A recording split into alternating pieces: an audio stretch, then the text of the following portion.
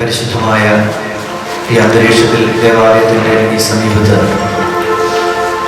ഗാന ശുശ്രൂഷകളിലൂടെ ദൈവത്തിൻ്റെ കരുണാകരമായ സ്നേഹത്തെക്കുറിച്ച് മനസ്സിലാക്കി ദൈവമേ ഞങ്ങൾ ഒരുമിച്ച് വന്നിരിക്കുന്നു.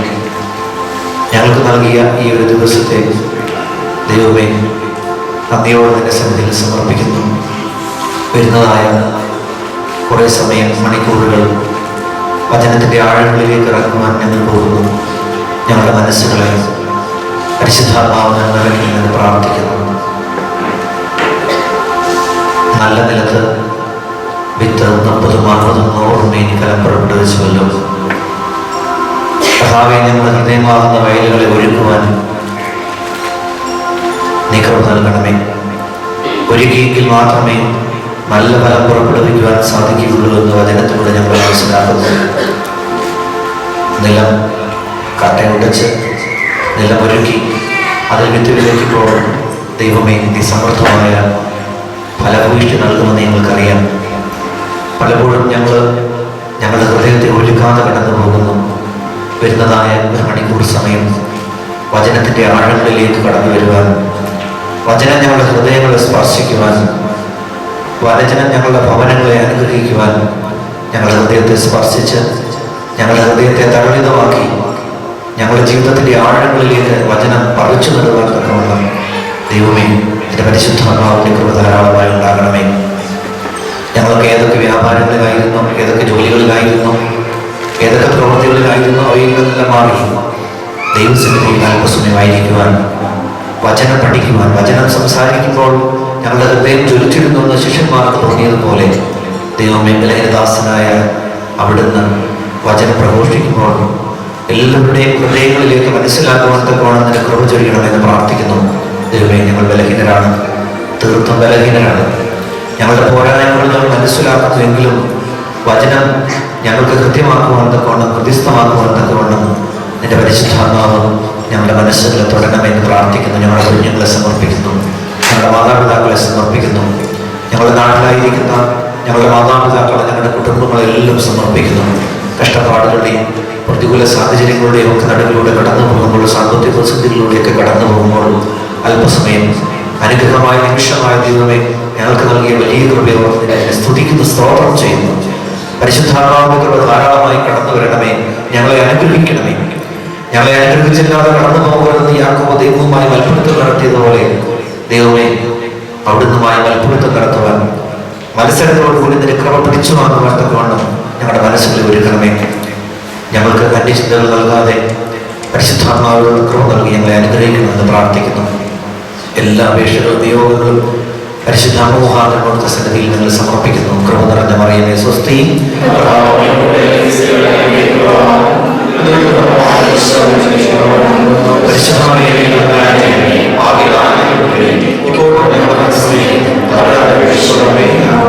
പിതാവിനും പുത്രനും പരിശുദ്ധാത്മാവിനും സ്തുതി.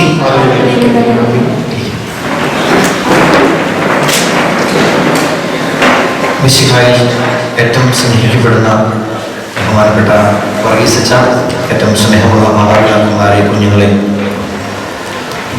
നമ്മൾ വചനവുമായി ബന്ധപ്പെട്ട് വചനം വായിച്ച്, നമ്മൾ പലപ്പോഴും വചനം വായിക്കാനായിട്ട് വിമുഖത കണ്ടെത്തിയുള്ള എടുത്തുള്ള പറയുന്ന ഭാഗങ്ങൾ വായിച്ച് അതനുസരിച്ച് ധ്യാനിച്ചാണ് ഈ ഒരു പ്രസംഗം കൊടുത്തോട്ടെ. ബാക്കി കൂടെ വായിക്കുന്നത് വായിക്കുക. നമുക്ക് ആദ്യമായിട്ട് സാമൂഹ്യ പ്രവാചകന്റെ പുസ്തകം 1 സാമൂഹ്യ 9 അധ്യായം, 9-ാമത്തെ അധ്യായം തുടക്കം മുതലുള്ളതായ ചിന്തകൾ നമുക്ക് വായിച്ച് അത് ധ്യാനിച്ച് മുൻപോട്ട് പോകാം. സാവൂളിൻ്റെ ജീവിതത്തിലൂടെയാണ് കടന്നു പോകുന്നത്. സാവൂളിനെ ദൈവം എങ്ങനെ അനുഗ്രഹിച്ചു, സാവൂളിന്റെ ജീവിതത്തിൽ ദൈവം എന്തുമാത്രം അനുഗ്രഹം നൽകി, സാവൂളിന്റെ ജീവിതത്തിൽ ദൈവം എന്തുമാത്രം കൃപ നൽകി, എന്നാൽ അവൻ എങ്ങനെ അത് നഷ്ടമായി, എന്തുകൊണ്ടത് നഷ്ടമായി. സാധാരണക്കാരായ നമ്മുടെയൊക്കെ ജീവിതത്തിൽ ദൈവം അനുഗ്രഹം ചൊരിയുമ്പോൾ പലപ്പോഴും നഷ്ടപ്പെട്ടു പോകുന്നുണ്ട്, ചോർന്നു പോകുന്നുണ്ട്. അത് എങ്ങനെ നഷ്ടമാകും എന്നതാണ് സാവൂളിന്റെ ജീവിതത്തിലൂടെ നമ്മൾ മനസ്സിലാക്കുകയും പഠിക്കുകയും ധ്യാനിക്കുകയുമാണ് ഇന്നത്തെ ഒരു ദിവസം ചെയ്യുന്നത്. 1.5 മണിക്കൂറാണ് കരുതിയിരുന്നത്, എന്നാൽ 1 മണിക്കൂർ കൊണ്ട് തീർക്കേണ്ടതായിട്ട് വരും. കാരണം നമ്മുടെ സമയം ഒത്തിരി അതിക്രമിച്ചിരിക്കുകയാണ്. അതുകൊണ്ട് നമുക്ക് വചനം ആഴമായിട്ട് പഠിക്കാം. 1 സാമുവേൽ 9-ാമത്തെ അധ്യായം വായിച്ച് എല്ലാവരും കേൾക്കുക. നല്ല കഥ പോലെയാണെങ്കിൽ പോലും അതിൽ ചില അർത്ഥവും ആഴവും നമുക്ക് മനസ്സിലാക്കുവാനും പഠിക്കുവാനും ഉണ്ട്. പഠിക്കാം, വായിച്ചു ഇത് വായിച്ചാൽ കുഴപ്പമില്ല. എല്ലാം കേൾക്കത്തക്ക രീതി വ്യക്തമായിട്ട് സ്ഫുടമായിട്ട് വായിച്ചു. ബെഞ്ചമിൻ ഗോത്രജനായ കിഷ് എന്നൊരാളുണ്ടായിരുന്നു. അവൻ അബിയലിന്റെ മകനായിരുന്നു. അബിയൽ സെരോറിന്റെയും സെരോർ ബക്കോറാത്തിന്റെയും ബക്കോറാത്ത് അഫിയായുടെയും പുത്രനായിരുന്നു. അഫിയ ബെഞ്ചമിൻ ഗോത്രക്കാരനും ധനികനുമായിരുന്നു. കിഷിന് സാവൂൾ എന്നൊരു പുത്രനുണ്ടായിരുന്നു. അവനേക്കാൾ കോമളനായി ഇസ്രായേലിൽ മറ്റാരുമില്ലായിരുന്നു. അവന്റെ തോളവും ഉയരമുള്ള ആരും ഉണ്ടായിരുന്നില്ല. ഒരിക്കൽ സാവൂളിന്റെ പിതാവായ കിഷിന്റെ കഴുതകൾ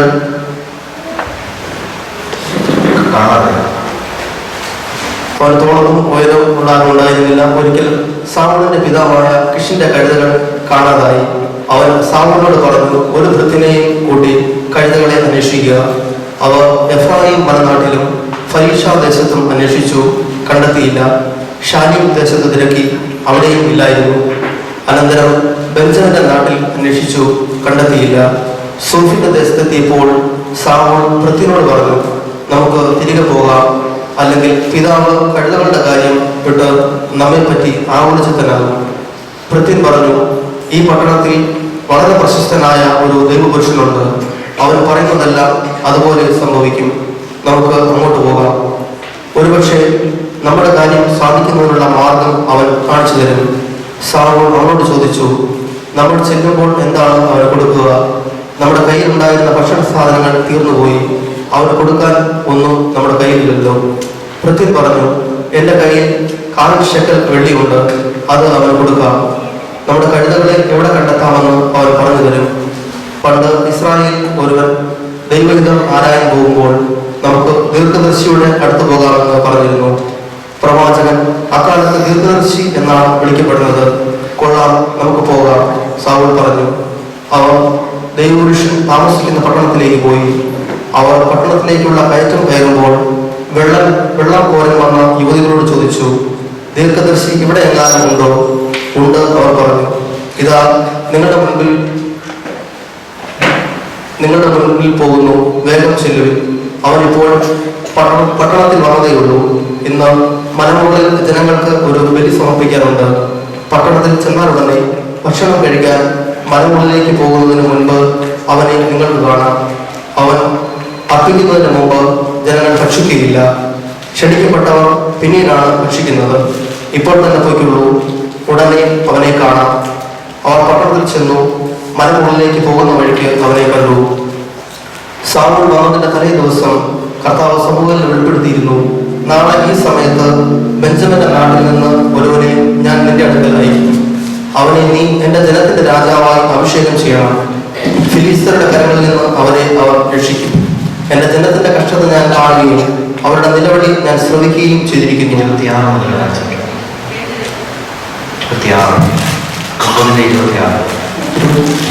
പ്രഭാതമായപ്പോൾ സമൂഹം വീടിന്റെ മുകളിൽ തട്ടിൽ ചെന്ന് സാവൂളിനെ വിളിച്ചു, എഴുന്നേൽക്കുക, നീ പോകേണ്ട വഴി ഞാൻ കാണിച്ചു തരാം. സാവൂൾ എഴുന്നേറ്റ് അവരോടുകൂടെ വഴിയിലേക്ക് ഇറങ്ങി. നഗരപ്രാന്തത്തിലെത്തിയപ്പോൾ സാവൂളിനോട് പറഞ്ഞു, ഭൃത്യനോട് മുൻപേ വെക്കൊള്ളാൻ പറയുക. അവൻ പോയി കഴിയുമ്പോൾ 1 നിമിഷം ഇവിടെ നിൽക്കുക. അപ്പോൾ ദൈവത്തിന്റെ വചനം ഞാൻ നിന്നോട് പറയാം. സാവൂൾ ഒരു പാത്രം ഒലിവെണ്ണ എടുത്ത് സാവൂളിന്റെ ശിരസിൽ ഒഴിച്ചു. അവനെ ചുംബിച്ചിട്ട് പറഞ്ഞു, കർത്താവ് തന്റെ ജനത്തിന്റെ ഭരണാധികാരിയായി നിന്നെ അഭിഷേകിച്ചിരിക്കുന്നു. നമുക്ക് ഈ വചനത്തിന്റെ ആഴങ്ങളിലേക്ക് പോകാം. സാവൂളിന്റെ ജീവിതത്തിന്റെ ചരിത്രമാണ്, സാവൂളിന്റെ ജീവിതത്തിന്റെ ആരംഭമാണ് നാം ഇപ്പോൾ വായിച്ചു കേട്ടത്. ഒരു മനുഷ്യന്റെ പാപത്തിന്റെ അനുഭവങ്ങൾ, ഒരു മനുഷ്യന്റെ അനുഗ്രഹത്തിന്റെ അതേ തുടർന്നുണ്ടായ അവന്റെ ജീവിതത്തിലുണ്ടായ മാറ്റങ്ങളുടെ അനുഭവം, അതാണ് വിശുദ്ധ ഗ്രന്ഥത്തിൽ സാമൂഹിക പുസ്തകത്തിൽ പ്രത്യേകമായി കുറിച്ചിട്ടിരിക്കുന്നത്. പലപ്പോഴും നമ്മൾ ചോദിക്കാറുണ്ട്, ഈ പാപത്തെ കുറിച്ച് എന്തിനാണ് പ്രസംഗിക്കുന്നത്? പാപത്തെ കുറിച്ച് മനുഷ്യനോട് പറഞ്ഞ് അവന്റെ ഹൃദയത്തെ തകർമാക്കി, അവന്റെ ഹൃദയത്തെ നാശമാക്കി, അവന് വലിയ ആർദ്രത തോന്നി, ദൈവത്തിൽ നിന്ന് അകന്നു പോകാനോ അല്ലെങ്കിൽ ദൈവത്തോട് കൂടുതൽ അടുക്കുവാനോ ഒരു ഭ്രാന്തമായ അനുഭവത്തിലേക്ക് കടന്നു വരുന്നത് എന്തിനാണെന്ന് ചോദിക്കാറുണ്ട് പലപ്പോഴും. പ്രത്യേകിച്ച് ക്രിസ്മാറ്റിക്കിലൊക്കെ പോയി ചിലരങ്ങ് ഒരു വട്ടുപിടിച്ച പരുവത്തിനായിരിക്കും. എപ്പോഴും സ്തോത്രവും സ്തുതിയും ഭാര്യയും നോക്കത്തില്ല, പിള്ളേരും നോക്കത്തില്ല. അതല്ല ഉണ്ടാവേണ്ടത്. ഒരു മനുഷ്യന്റെ പാപത്തെ കുറിച്ച് അവരെ ബോധ്യപ്പെടുത്തേണ്ടത് ആവശ്യമാണ്. 1 കൊരിന്തോസ് 10:11 പറയുന്നത് ഇതെല്ലാം ഒരു താക്കീതായിട്ടാണ് അവൻ നൽകുന്നത്. നമുക്കൊരു പാഠമാകേണ്ടതെന്ന് ഇതെല്ലാം എഴുതപ്പെട്ടിരിക്കുന്നത്. ഈ പാപത്തെ കുറിച്ചും പാപ സാഹചര്യങ്ങളിലേക്ക് പോയ മനുഷ്യനെ കുറിച്ചും ഒക്കെ പരിശുദ്ധ ബൈബിൾ എഴുതിയിരിക്കുന്നത് മനുഷ്യനെല്ലാം ഒരു താക്കീതായിട്ടാണ്. എല്ലാ മനുഷ്യർക്കും ഒരു താക്കീത് കൊടുക്കുകയാണ്. അവൻ വീണ്ടും തിന്മയിലേക്ക്, തിന്മയുടെ വശങ്ങളിലേക്ക്, തിന്മയുടെ സാഹചര്യങ്ങളിലേക്ക് ഒരു മനുഷ്യനും പോകാതിരിക്കുവാൻ വേണ്ടിയിട്ട്. ഇവിടെ കഴുതയെ അന്വേഷിച്ചു പോയവനെ ദൈവം രാജാവായി അഭിഷേകം ചെയ്യുകയാണ്. തന്റെ പിതാവിന്റെ നഷ്ടപ്പെട്ടു പോയ കഴുത അതിനെ അന്വേഷിച്ച് മലമടക്കുകളിലേക്ക് പോകുമ്പോൾ അവനോട് ചോദിക്കുകയാണ്. അവൻ പല ദിവസങ്ങളിൽ അന്വേഷിച്ച് കണ്ടില്ല. അപ്പോൾ ആരോ പറഞ്ഞു, ഒരു പ്രവാചകൻ ഈ പ്രദേശത്തുണ്ട്, ഈ പ്രവാചകനോട് പോയി അന്വേഷിച്ചാൽ എവിടെയാണ് കഴുത എന്ന് മനസ്സിലാക്കാൻ സാധിക്കുമെന്ന് പറഞ്ഞു. സാമൂഹിക മുന്നമേ തന്നെ ദൈവത്തിന്റെ അരുളപ്പാടുണ്ടായിരുന്നു. കഴുതയെ നഷ്ടപ്പെട്ട ഒരുത്തൻ കഴുതയെ അന്വേഷിച്ച് വരുമ്പോൾ അവനെ നീ അഭിഷേകം ചെയ്യണം. ദൈവത്തിന്റെ പദ്ധതിയാണ്. വെറുതെ കഴുതയെ അന്വേഷിച്ച് നടക്കുന്ന മനുഷ്യൻ അവനെ പിടിച്ച് ഇസ്രായേലിന്റെ രാജാവായി അഭിഷേകം ചെയ്യണമെന്ന് സാമൂഹിനോട് പറയുകയാണ്. സാമൂഹിന്റെ പുറകെ സാമൂഹ്യം ചെല്ലുമ്പോൾ സാമൂഹിക മനസ്സിലാവുന്നുണ്ട്, ഇവനാണ് ദൈവത്താൽ തിരഞ്ഞെടുക്കപ്പെട്ടവൻ, ഇവനാണ് ഇസ്രായേലിന്റെ രാജാവായി അഭിഷേകം ചെയ്യപ്പെട്ടവൻ, ഇവനാണ് ഇസ്രായേലിന്റെ രാജാവായി പരിശുദ്ധാത്മാവാൽ അഭിഷേകം ചെയ്യപ്പെടുവാൻ പോകുന്നത് എന്നുള്ളതായ ബോധ്യനോട് സാമൂഹിനുണ്ടായിരുന്നു. സാമൂഹ്യം പറഞ്ഞു, നീ എന്റെ പുറകെ വരിക. നമ്മൾ വായിച്ചില്ല, സമയം പോകുന്നവർ. അവൻ പുറകെ ചെല്ലുമ്പോൾ അവിടെ പരിചാരകർ അവന് വേണ്ടി മുകൾ തൊട്ട് ഏറ്റവും പ്രധാനപ്പെട്ട സ്ഥലം ഒരുക്കുകയാണ്. ഏറ്റവും പ്രധാനപ്പെട്ടവർക്ക് ഏറ്റവും വിശിഷ്ടമായ സ്ഥലം ഒരുക്കി അവനെ ഭക്ഷണത്തിന് വേണ്ടി ക്ഷണിച്ചു. വെറുതെ ആടിനെയോ കഴുകയോ നഷ്ടപ്പെട്ടു പോയ ഇടയച്ചെറുക്കൻ കടന്നു വരുമ്പോൾ നമ്മൾ സാധാരണ നിർത്തുന്നത്, അല്ലെങ്കിൽ ഒരു ഭിക്ഷക്കാരൻ കടന്നു വരുമ്പോൾ നമ്മൾ സാധാരണ എവിടെ നിർത്തുക? ഭക്ഷണം കൊടുക്കുകയാണെങ്കിൽ എവിടെ നിർത്തുന്നത്? അടുക്കളയുടെ പിന്നാമ്പുറത്ത്, അല്ലെങ്കിൽ അവന് വേണ്ടി പ്രത്യേകം ഉപയോഗിക്കുന്ന ഒരു പാത്രത്തിൽ കൊടുക്കും. ഇപ്പൊ അപ്പനെയൊക്കെ മിക്കവാറും അങ്ങനെയൊക്കെ. ഒരിക്കല് കഥയൊക്കെ പറഞ്ഞാൽ വിഷയങ്ങളിലേക്ക് കഥ ഇഷ്ടമാണല്ലോ. ഒരു കഥ എടുത്തിട്ട് തന്നെ നമുക്ക് ആരംഭിക്കാം. ഒരിക്കലും നിങ്ങൾ വായിച്ചിട്ടുള്ളതോ കണ്ടിട്ടുള്ളതോ ഒക്കെ ആയിരിക്കും. അത് ഫേസ്ബുക്കിൽ അതിന്റെ ഒരു വിഷ്വലൈസേഷൻ വന്നായിരുന്നു. ഒരിക്കൽ ഒരു വീട്ടില്, ഒരിക്കലല്ല ഉണ്ടായ സംഭവമായിരിക്കും, നമ്മുടെ ആരുടെയും വീടായിരിക്കില്ല. ആണോ അറിയത്തില്ല, നമ്മുടെ ഇപ്പോൾ ആരുടെയും വീടായിരിക്കും, നിങ്ങളായിരിക്കാം. ഒരു വീട്ടില് ഒരു വല്യപ്പച്ചനും വല്യമ്മച്ചും ഉണ്ട്. അതില് വല്യപ്പച്ചൻ അവശനായിട്ട് കിടക്കുമ്പോ അത് വല്യപ്പച്ചന്റെ ശുശ്രൂഷിക്കുവാനൊന്നും അവർക്കൊന്നും നേരമില്ല, സമയമില്ല. വീടിന്റെ ഒരു ചെറിയ മൂലയിൽ ഇട്ടിരിക്കുകയാണ്. അപ്പോൾ വല്യപ്പച്ചനോട് ഒരു പ്രത്യേകമായും വല്യപ്പച്ചനോട് ഒരു പ്രത്യേക പാത്രമുണ്ട്. ആ പാത്രത്തിലാണ് ഈ മരുമോളുകൊണ്ട് ഭക്ഷണമൊക്കെ കൊടുക്കുന്നത്.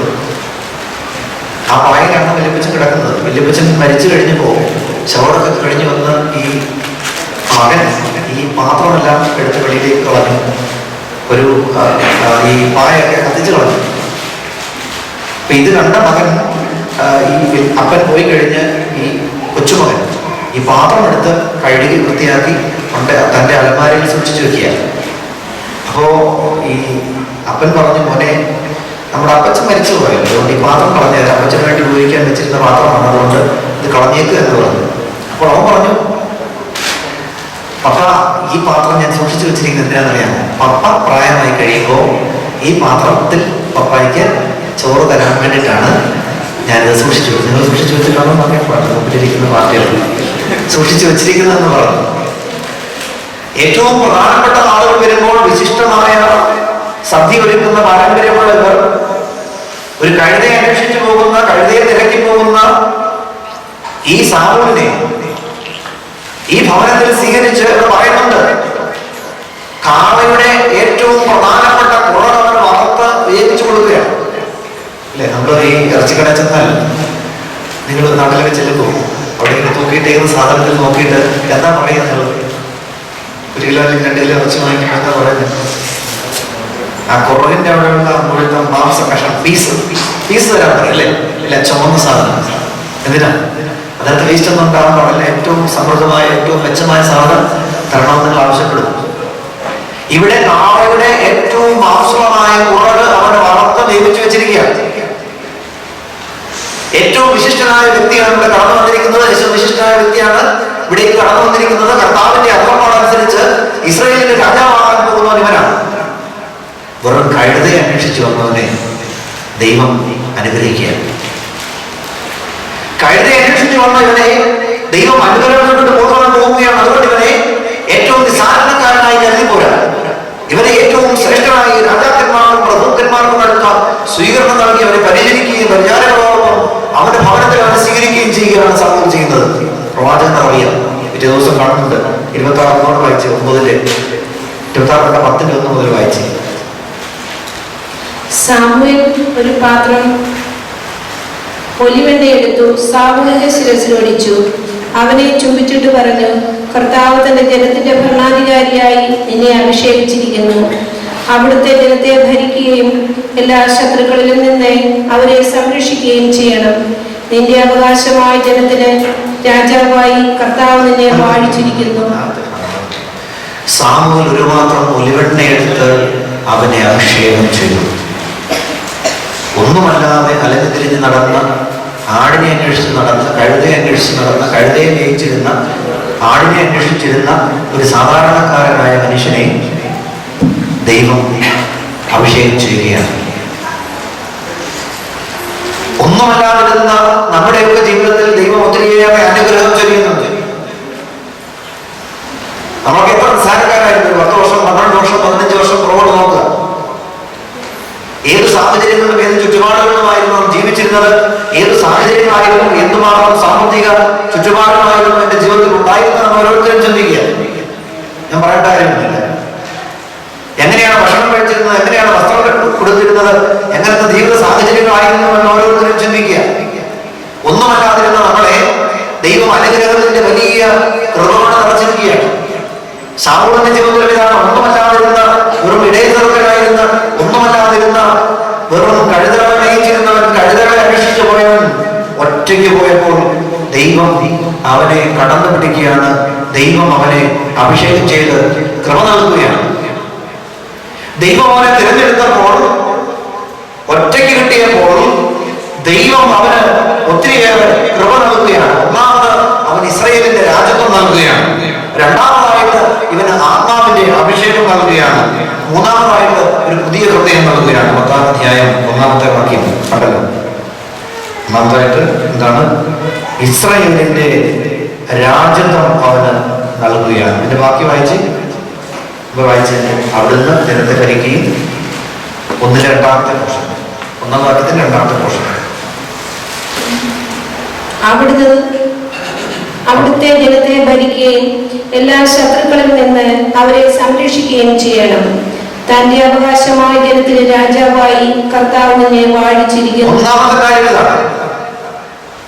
ദൈവം നമ്മിൽ ദയ തോന്നുകയാണെങ്കിൽ, ദൈവം നമ്മിൽ കൃപ തോന്നുകയാണെങ്കിൽ, നമ്മെ രാജാവായി രാജാവിനടുത്ത എല്ലാ അനുഗ്രഹം നൽകി അവൻ നമ്മെ അനുഗ്രഹിക്കും.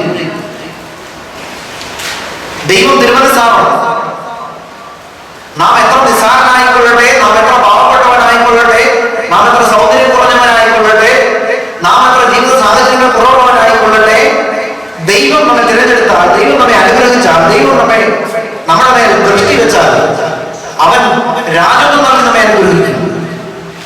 നമ്മെ എല്ലാവരെയും രാജകീയ പുരോഹിതകളുമായി അവൻ അഭിഷേകം ചെയ്തിരിക്കുകയാണ്. എല്ലാ വിശ്വാസികളെയും തന്റെ രാജ്യത്തിലേക്ക് അവിടെ സ്വീകരിച്ചിരിക്കുകയാണ്. രാജകീയ പുരോഹിതകളുമായി അവിടെ നമ്മെ എല്ലാവരെയും ചേർത്തിരിക്കുകയാണ്. 1 പത്രോസ് 2:9 ഒന്ന് വായിച്ച്. 1 പത്രോസ് 2:9.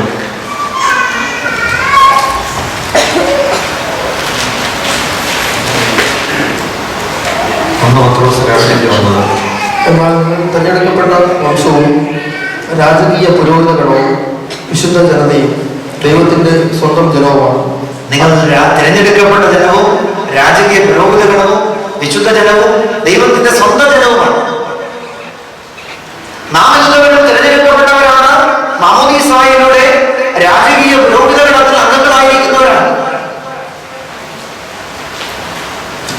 ഇതാണ് ക്രൈസ്തവന്റെ ഏറ്റവും വലിയ വിളി. സ്വീകരിക്കുവാൻ നാം എല്ലാവരും ഒരുങ്ങിയിരിക്കുകയാണ്, ഒരുങ്ങി കടന്നു വന്നവരാണ്. മാമോദീസായിലൂടെ ഓരോ മനുഷ്യനും ക്രൈസ്തവ സഭയിൽ അംഗമാകുമ്പോൾ രാജകീയ പുരോഹിതന്മാരായി തെരഞ്ഞെടുക്കപ്പെട്ടവരായി വിശുദ്ധ ജനമായി ദൈവത്തിന്റെ ജനമായി തെരഞ്ഞെടുക്കപ്പെട്ടിരിക്കുകയാണ്. അവരിലൂടെ പരിശുദ്ധാത്മാവിന്റെ കൃപ രൂഢമൂലമായി അദൃശ്യമായി അവരിലേക്ക് ആഴത്തിൽ മുദ്രകുത്തപ്പെടുകയാണ്. ഈ ഒരു സത്യവും യാഥാർത്ഥ്യവും മനസ്സിലാക്കാതെ ക്രൈസ്തവൻ ജീവിക്കുകയാണ്. ഈ യാഥാർത്ഥ്യം മനസ്സിലാക്കുന്നത് അഭിഷേകത്തിലൂടെ പരിശുദ്ധാത്മാവിന്റെ മുദ്ര ആഴമായിട്ട് പതിക്കുകയാണ്. പിതാവിന്റെയും പുത്രന്റെയും പരിശുദ്ധാത്മാവിന്റെയും നാമത്തിൽ മോറോൺ കൊണ്ട് നിത്യ ജീവനിലേക്ക് പരിശുദ്ധാത്മാവിന്റെ കൃപയാൽ എന്നെ അഭിഷേകം ചെയ്യുന്നു എന്ന് പറയുകയാണ്. ഇതൊരിക്കലും മാറി പോകുന്നില്ല. ഈ മോറോൺ നെറ്റിയിന്മേൽ പൂശുമ്പോഴാണ് ദൈവത്തിന്റെ കൃപ ധാരാളമായിട്ട് ഉണ്ടാവുന്നത്. അതുകൊണ്ട് നമ്മുടെയൊക്കെ പാരമ്പര്യത്തിൽ പലപ്പോഴും പറയുന്നത് നെറ്റി പൊട്ടു തുടങ്ങുന്നത്. എന്തുകൊണ്ടാണ്?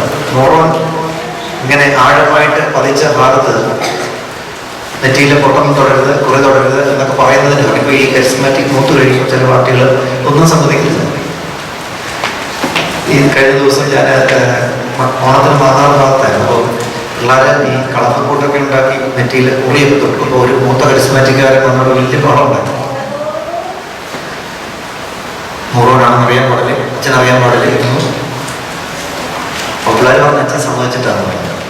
അപ്പോൾ ഈ HI ചില സുവിശേഷ സംഘത്തിലൊക്കെ പ്രവർത്തിക്കുന്ന ആളാണ്. ചില അത്യാവശ്യം സുവിശേഷത്തെ പറയാൻ അറിയാം.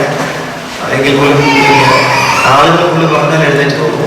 പറയാൻ അറിയാമെങ്കിലും പറഞ്ഞിട്ട് പോയി എഴുന്നേറ്റ് പോകും. അങ്ങനത്തെ ഒരു സാധ്യതയുള്ളൂ. അപ്പോൾ ഈ HI വന്ന് എന്നോട് ചൂടാകാൻ പറ്റത്തില്ല, എന്നിട്ട് പിള്ളേരെ ചൂടാകാം. വഴക്കുണ്ടാക്കും. അറിയാൻ പാടില്ലേ നെറ്റിയിൽ മുഴുവൻ പുരട്ടി വെച്ചിരിക്കുന്നതെന്ന് വെച്ചാൽ ഇവിടെ ഈ ഒരു ബോധ്യം നമുക്കുണ്ടാകണം. ദൈവത്തിന്റെ പരിശുദ്ധാത്മാവ് അദൃശ്യമായി നമ്മൾ കടന്നു വന്നിരിക്കേണ്ട ഈ പരിശുദ്ധാത്മാവിനെ ഉജ്ജ്വലിപ്പിക്കുവാൻ ക്രൈസ്തവന്റെ കർത്തവ്യമാണ്. ഉജ്ജ്വലിപ്പിക്കണം. കൃപ ജ്വലിപ്പിക്കാനുള്ളതായ കൃപ ഉണ്ടാവണം, മനസ്സുണ്ടാവണം. പലപ്പോഴും ഇത് നമ്മള് ചാരപ്പെട്ടിങ്ങനെ മൂടിയിരിക്കുക അല്ലേ? പണ്ടൊക്കെ നമ്മുടെ വീടുകളിൽ, എന്റെയൊക്കെ ചെറുപ്പകാലത്ത് ഞങ്ങളൊക്കെ സാധാരണ ജീവിത സാഹചര്യത്തിലുള്ളതാണ്, നിങ്ങൾക്ക് വലിയ ചുറ്റുപാടിലായിരിക്കും. അപ്പൊ അവിടെ ഞങ്ങളുടെ നാട്ടില് ഈ തീപ്പെട്ടി ഒന്നും അത്ര വലിയ വ്യാപകമല്ല ചെറുപ്പകാലത്ത്. അപ്പോൾ ഞാൻ അമ്മ വീട്ടിലൊക്കെ നിന്ന സമയത്ത് അവിടെ ഉണ്ടായിരുന്നത് വൈകുന്നേരമാകുമ്പോൾ ഈ എന്താ ചെയ്യുക, ഈ അടുപ്പിന്റെ അവിടെ ചാരം മൂടി വെക്കും. പിറ്റേ ദിവസം രാവിലെ വെല്ലുവിളിച്ച് ഈ ചാരമെല്ലാം മാറ്റിയതിനു ശേഷം അതില് ഈ ചകിരിയും തൊണ്ടും അല്ലെങ്കിൽ കൊതുമ്പ് ചൂട്ടും ഒക്കെ വെച്ച് ഊതി പെരുപ്പിച്ചാണ് രാവിലത്തെ ഉറുറ എന്നുള്ള കട്ടൻ കാപ്പി ഉണ്ടാക്കുന്നത്. ചില അവസരങ്ങളിൽ തീ കെട്ടുപോകും. അപ്പൊ എന്താ ചെയ്യുക? നിങ്ങളൊക്കെ അറിയാമോ? അടുത്ത വീട്ടിൽ തൊണ്ടുമായിട്ട് ഞങ്ങളെ പോയിട്ട് അവിടെ ചെന്ന് രണ്ടൊന്ന് തീ വാങ്ങിച്ച് അതിന് മുകളിൽ വെച്ച് പെയ്യെ തൊണ്ട് മുകളിൽ വെച്ച് തിരിച്ച് നമ്മൾ ഈ അടുപ്പിൽ കൊണ്ടുവന്ന് വെല്ലുമിച്ചിലേക്ക് കൊടുക്കും. വെല്ലുമിച്ച് അത് അടുപ്പിലിട്ടതിന് ശേഷം അതിൻ്റെ മുകളിൽ വീണ്ടും തൊണ്ടോ കുതുമ്പോ ഒക്കെ വെച്ചതിന് ശേഷം ഊതി പെരുപ്പിച്ച് കത്തിക്കും. നമ്മൾ പലപ്പോഴും എങ്ങനെയാണ് ദൈവകൃപ മാമോദീസായിലൂടെ മോറോൻ അഭിഷേകത്തിലൂടെ ഉദാസകളിലൂടെ അതിലേക്ക് കടന്നു വന്നിട്ടുണ്ട്. പരിശുദ്ധാത്മാവിന്റെ കൃപ അതിലേക്ക് കടന്നു വന്നിട്ടുണ്ട്. ചാരവിട്ട് കൂടിയിരിക്കുക. ഇതിനെ ജ്വലിപ്പിക്കണമെങ്കിൽ, അതിൽ നിന്ന് തീ ജ്വലിപ്പിക്കണമെങ്കിൽ ഈ ചാരം മാറ്റി അതിനെ ഊതിപ്പെരുപ്പിക്കണം. ലഭിച്ചിരിക്കുന്ന കൃപയെ ജ്വലിപ്പിക്കാനുള്ളതായ കൃപ നമുക്കുണ്ടാകണം. ജ്വലിപ്പിച്ച് നമ്മുടെ ജീവിതത്തെ മുൻപോട്ട് കൊണ്ടുപോകണം. അഭിഷേകം കിട്ടിയ കൃപ.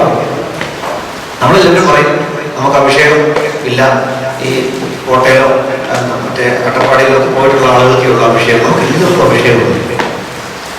ദൈവത്തിന്റെ പരിശുദ്ധാത്മാവിന്റെ അഭിഷേകം നമുക്ക് എല്ലാവർക്കും ലഭിച്ചിട്ടുണ്ട്. അതാ പറയുന്നത്, രാജകീയ പുരോഹിതഗണമായ ഓരോ വ്യക്തിയെയും പറയുന്നതാണ്, നിങ്ങൾ തിരഞ്ഞെടുക്കപ്പെട്ട ജനമാണ്, രാജകീയ പുരോഹിതഗണമാണ്, വിശുദ്ധ ജനമാണ്, പരിശുദ്ധാത്മാവിന്റെ മുദ്രയാൽ. ഈ ഒരു യാഥാർത്ഥ്യം നിങ്ങൾ മനസ്സിലാക്കണം. ഈ യാഥാർത്ഥ്യം മനസ്സിലാക്കാതെ വരുമ്പോഴാണ് നമ്മൾ ദൈവത്തോട് അടുക്കുന്നതിനുള്ളതായ ഒരു മനസ്സ് കുറഞ്ഞു വരുന്നത്. നമുക്ക് പലപ്പോഴും ഒരു നിസ്സാരതയാണ്, അല്ലെങ്കിൽ ചില കാര്യങ്ങളെ കുറിച്ച് ലാഘവോക്തിയാണ്. ഒന്നാമതായിട്ട് സൗൽ ലഭിച്ചെന്താണ്? ദൈവത്തിന്റെ കൃപ ലഭിച്ചു. അതുവഴി അവൻ രാജകീയ മനുഷ്യനായി രാജത്വം അവന് കൊടുത്തു. അവന് രാജാവായി അഭിഷേകം ചെയ്തു. നമ്മളെല്ലാവരെയും രാജകീയ പുരോഹിതഗണമായി ദൈവം അഭിഷേകം ചെയ്തിരിക്കുകയാണ് മാമോദീസായിലൂടെ. രണ്ടാമതായിട്ട് ആത്മാവിന്റെ അഭിഷേകം. 10:6 വായിച്ച്. 10:6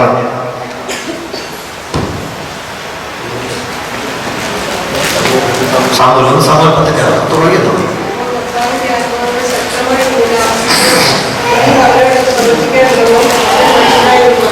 കർത്താവിന്റെ ആത്മാവ് അവന്റെ മേൽ ശക്തമായി ആവസിച്ചു.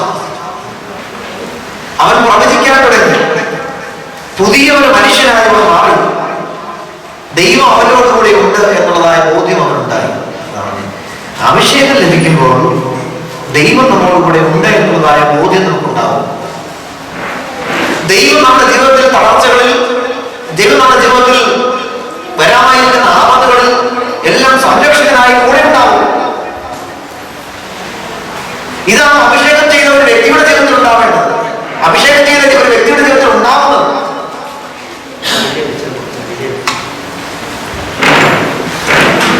ഒന്നാമത്തെ കാര്യം എന്താണ്? ഒന്നെന്താണ്? രാജത്വം. രണ്ടാമത്തേത് ആത്മാവിന്റെ അഭിഷേകം. മൂന്നാമത്തേത് 10:9. 1 സാമുവേൽ 10:9. സാമുവേലിന്റെ അടുക്കൽ നിന്ന് പോകാൻ തിരിഞ്ഞപ്പോൾ ദൈവം അവന് ഒരു പുതിയ ഹൃദയം നൽകി. പുതിയ ഹൃദയം നൽകി. 3 കാര്യങ്ങളാണ് സാമുവേലിന് ദൈവം കൊടുത്തത്. ഒന്ന്, അവന് രാജാവായിട്ട് അവനെ അഭിഷേകം ചെയ്തു. രണ്ടാമതായിട്ട് പരിശുദ്ധാത്മാവിന്റെ അഭിഷേകം ലഭിച്ചു. മൂന്നാമതായിട്ട് പുതിയൊരു ഹൃദയം നൽകി. പുതിയ ഹൃദയമാണ് നമുക്കുണ്ടാവേണ്ടത്. എസെക്കിയേൽ 36:26 വായിച്ചു.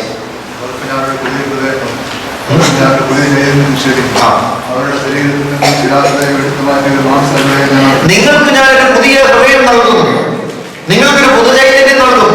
അവനിൽ നിന്ന് ശിലാഹൃദയം എടുത്തു മാറ്റി മാംസളമായ ഹൃദയം ഞാൻ നിങ്ങൾക്ക് നൽകും. അതാണ് എസെക്കിയേൽ പറയുന്നത്. പുതിയൊരു ഹൃദയം. നമ്മിലെ ശിലാഹൃദയം, അവരിലെ ശിലാഹൃദയം കഠിനമായ മനസ്സിനെ എടുത്തു മാറ്റി മാംസളമായ ഒരു ഹൃദയം അല്ലെങ്കിൽ മാംസളമായ ഒരു മനസ്സിനെ അവൻ നൽകുകയാണ്. അവന്റെ ഹൃദയത്തിന്റെ കാഠിന്യം മുഴുവൻ എടുത്തു മാറ്റുകയാണ്. അതാണ് നമുക്കുണ്ടാവേണ്ടത്. രാജ്യത്വം ലഭിച്ചു കഴിയുമ്പോൾ, അഭിഷേകം ലഭിച്ചു കഴിയുമ്പോൾ എന്താണ്? പുതിയ ഹൃദയം കൊണ്ടുപോകണം. ആ പഴയ സാധനം തന്നെ ഇങ്ങനെ പിടിച്ചോണ്ടിരിക്കുക. പുതിയ ഹൃദയം ഉണ്ടാവണം. നമ്മളെല്ലാം പഴയതാണ്. എല്ലാം ഇങ്ങനെ അതിന്റെ മെഷീൻ പ്രവർത്തിച്ച് ചിലതൊക്കെ അടഞ്ഞിരിക്കുക, ചിലത് അടിക്കാനായിട്ട് പ്രയാസമായിട്ടൊക്കെ ഇരിക്കുകയാണ്. അതിന്റെ അർത്ഥം ഇവിടെ പറഞ്ഞ അതുകൊണ്ടൊന്ന് പറഞ്ഞ് വാചനം. നിങ്ങളുടെ പുതിയ ഹൃദയം നൽകും, ഒരു പുതിയ ചൈതന്യം ഞാൻ നിങ്ങൾ നിക്ഷേപിക്കും.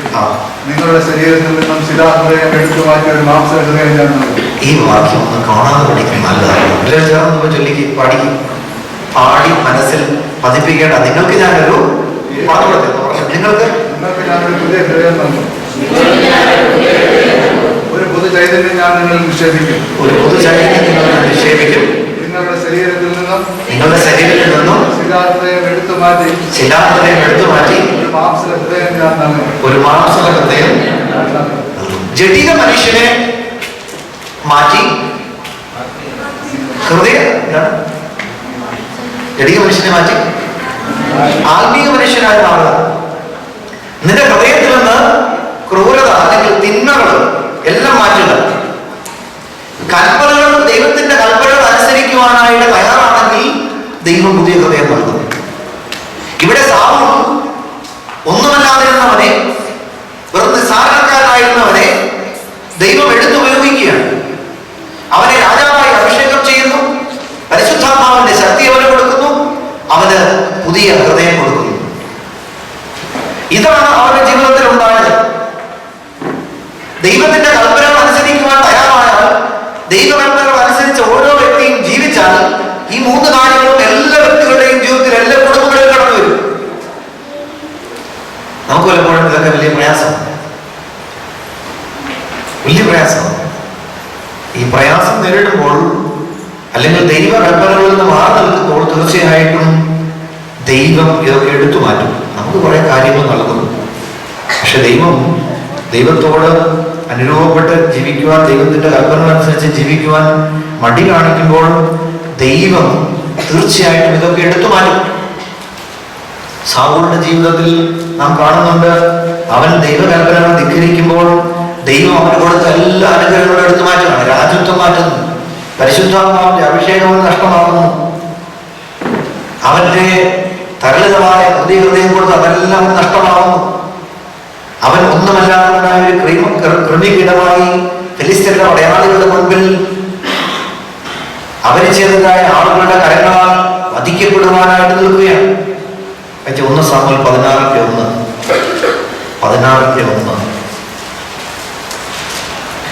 നമ്മുടെ ജീവിതത്തിൽ ദൈവത്തിന്റെ കൽപ്പനകൾ അനുസരിച്ച് ജീവിക്കുന്നില്ല എങ്കിൽ ദൈവം നമ്മെ തള്ളിക്കളയും എന്നുള്ളതിന്റെ ഉദാഹരണമാണ് സാമൂലിന്റെ ജീവിതം. ഇസ്രായേലിന്റെ രാജ്യത്വത്തിൽ നിന്ന് സാമൂലിനെ ഞാൻ തള്ളിക്കളഞ്ഞിരിക്കുന്നു. ഇസ്രായേലിന്റെ രാജ്യത്വത്തിൽ നിന്ന് ഞാൻ സാമൂലിനെ തള്ളിക്കളഞ്ഞിരിക്കുന്നു. അവൻ ദൈവസന്നിധിയിൽ ദൈവത്തിന്റെ കൽപ്പനകൾ ധിക്കരിച്ചു. പിന്നീട് നമുക്ക് കാണാം എന്തൊക്കെയാണ് അവൻ ചെയ്തത്. ദൈവം പറയുന്നതിന് വിപരീതമായി അവൻ എന്തൊക്കെയാണ് ചെയ്തതെന്ന്. ദൈവം അവനിൽ കൃപ കൊടുത്തപ്പോൾ ഇനി ദൈവം ഇല്ലെങ്കിലും കുഴപ്പമില്ല എന്നുള്ള ചിന്താഗതി നമുക്കുള്ളതാണ്. ദൈവം നമുക്ക് ഒത്തിരിയേറെ കൃപകളും അനുഗ്രഹങ്ങളും നൽകുമ്പോൾ ഇനി ദൈവമില്ലെങ്കിലും, പള്ളിയില്ലെങ്കിലും, പട്ടക്കാരില്ലെങ്കിലും, കുർബാനയില്ലെങ്കിലും, പ്രാർത്ഥനയില്ലെങ്കിലും, ആത്മീയമായ കാര്യമില്ലെങ്കിലും ഇനി കുഴപ്പമില്ല എന്നുള്ള ചിന്താഗതി സാമൂഹിക ജീവിതത്തിലുണ്ടായതാണ്. ഒന്നാമതായിട്ട് ഈ ചിന്താഗതി അവന്റെ മനസ്സിൽ ജീവിതത്തിൽ കടന്നു വന്നപ്പോൾ ദൈവം അവന് കൊടുത്തതായ ദൈവം കൊടുത്തല്ലേ. ആരെ കൊടുത്തേ? എങ്ങനെ കൊടുത്തേ? എങ്ങനെയുള്ളതായിരുന്നു?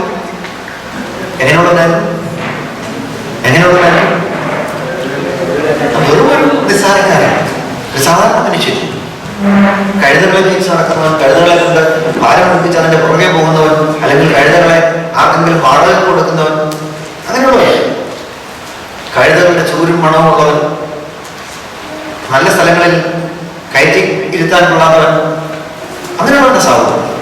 അവന്റെ ദൈവം എന്തോ ചെയ്തു? രാജ്യത്വം കൊടുത്തു, സൗരഭ്യമുള്ള സുഗന്ധമുള്ള അത്തറും ഊതുമൊക്കെ നൽകി, കൊട്ടാരം നൽകി, രാജാവിനടുത്ത എല്ലാ ആഡംബരങ്ങളും നൽകി, യുദ്ധവീരനാക്കി, എല്ലാ സൈന്യങ്ങളെയും തോൽപ്പിക്കുവാൻ ഫിലിസ്തരെയും ഹിത്യരെയും മറ്റ് ശത്രു സൈന്യങ്ങളെയൊക്കെ തോൽപ്പിക്കുവാനുള്ള അധികാരമാണ് നൽകി, അവകാശം കൊടുത്തു, ശക്തി കൊടുത്തു. പക്ഷേ ദൈവത്തിന്റെ കൽപ്പനകൾ അവന്റെ ജീവിതത്തിൽ അവൻ ധിക്കരിച്ചപ്പോൾ എന്താ സംഭവിച്ചത്? അവന് കൊടുത്ത എല്ലാ മഹത്വവും, അവന് കൊടുത്ത എല്ലാ കൃപകളും, അവന് കൊടുത്ത എല്ലാ രാജകീയമായ പൗരുകളും ദൈവം അവനിൽ നിന്ന് എടുത്തു കളഞ്ഞു. ആർക്ക് കൊടുത്തു? എടുത്തു കളഞ്ഞിട്ട് ആർക്ക് കൊടുത്തു? വെറും ഇടയ ചെറുക്കന്, കഴുതയെ പോറ്റിയവനിൽ നിന്നെടുത്ത് നാടിനെ മേയിക്കുന്നവന് കൊടുത്തു. ഇതാ സംഭവിക്കുന്നത്. നമ്മുടെ ജീവിതത്തിൽ ദൈവം തന്ന കൃപകൾക്ക് നന്ദി പറയുന്നില്ലെങ്കിൽ, ദൈവം തന്ന കൃപകൾക്ക് അനുസരിച്ച് നമ്മുടെ ജീവിതത്തെ ആത്മീയമായി മുന്നോട്ട് പോകുന്നില്ലെങ്കിൽ ദൈവം തന്ന കൃപകൾ മുഴുവൻ എടുത്തു മാറ്റും. മുള്ള കൊണ്ടാൽ മതി, ഒരു സർട്ടിഫിക്കറ്റ് കൊണ്ടാൽ മതി. നമ്മൾ അഹങ്കരിക്കണ്ട, നമ്മൾ അമിതാഹ്ലാദം വളരണ്ട. ചെറിയൊരു പനി വന്നാൽ മതി, നമുക്ക് ലഭിച്ചിരിക്കുന്ന സാമ്പത്തികവും ചുറ്റുപാടുകളും സമാധാനവും സന്തോഷവും എല്ലാം പോകില്ലേ. നമ്മളിവിടെ സന്തോഷത്തോടെ ഇരിക്കുന്നതുകൊണ്ട്, അസുഖങ്ങളൊന്നും ഇല്ലാത്തതുകൊണ്ടാണ്. ഒരു ചെറിയ ജലദോഷം വന്നോട്ടെ, നമ്മുടെ മുഖം മ്ലാനമാകും, നമ്മുടെ കണ്ണുകൾ ചുമക്കും, നമ്മുടെ മൂക്ക് ചുമക്കും, മൂക്ക് വികസിക്കും, തലയിൽ വരകൾ വീഴും, നെറ്റിയിൽ വരകൾ വീഴും, മനസ്സിന്റെ സ്വസ്ഥത മുഴുവൻ നഷ്ടപ്പെടും ഇല്ലേ. ദൈവം തന്ന നന്മകൾക്ക് നന്ദി പറയുവാനും ദൈവത്തിന്റെ കൃപയ്ക്കനുസരിച്ച് ജീവിക്കുവാനും നമുക്ക് സാധിക്കണം. 16-14 വായിച്ച്. കർത്താവിന്റെ ആത്മാവ് സൗലിനെ വിട്ടുപോയി, അവിടുന്ന് അയച്ച ഒരു ദുരാത്മാവ് അവനെ പീഡിപ്പിച്ചു. കൊടുത്ത അനുഗ്രഹം എന്തുവായിരുന്നു? ആത്മാവിന്റെ അഭിഷേകം. അവൻ ദൈവത്തിൽ നിന്ന് അകന്നപ്പോൾ, ദൈവത്തോട് മറുതലിച്ചു നിന്നപ്പോൾ, ദൈവം കൃപ ചൊരിഞ്ഞപ്പോൾ ഇനി ദൈവമില്ലെങ്കിലും കുഴപ്പമില്ല എന്ന് വിചാരിച്ചപ്പോൾ കർത്താവിന്റെ ആത്മാവ് അവനെ വിട്ടുപോയി. പിന്നെന്തോ സംഭവിച്ചത്? ആത്മാവ് വിട്ടുപോയാൽ പിന്നെന്താ സംഭവിക്കുക? ദുരാത്മാവ് അവനിൽ വന്നു, അവനെ പീഡിപ്പിക്കാൻ തുടങ്ങി. ദൈവത്തിന്റെ ആത്മാവ് നമ്മിൽ നിന്ന് വിട്ടുപോയാൽ, ദൈവത്തിന്റെ ആത്മാവ് നമ്മിൽ നിന്ന് അകന്നു പോയാൽ, ദുരാത്മാവ് നമ്മെ കടന്നു വരികയും ദുരാത്മാവ് നമ്മെ പീഡിപ്പിക്കുകയും ചെയ്യും. രോഗപീഠകള്, പൈശാചിക പീഠകള്, മറ്റ് പീഠകളൊക്കെ നമ്മുടെ ജീവിതത്തിൽ കടന്നു വരും.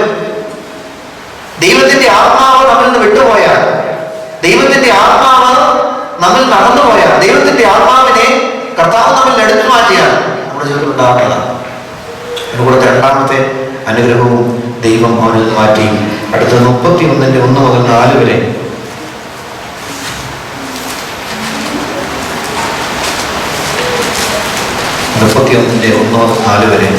ഫിലിസ്ത്യർ ഇസ്രായേലിനോട് യുദ്ധം ചെയ്തു. ഇസ്രായേലിയർ ഫിലിസ്ത്യരോട് തോറ്റോടി ഗിൽബോവ കുന്നിൽ മരിച്ചു വീണു.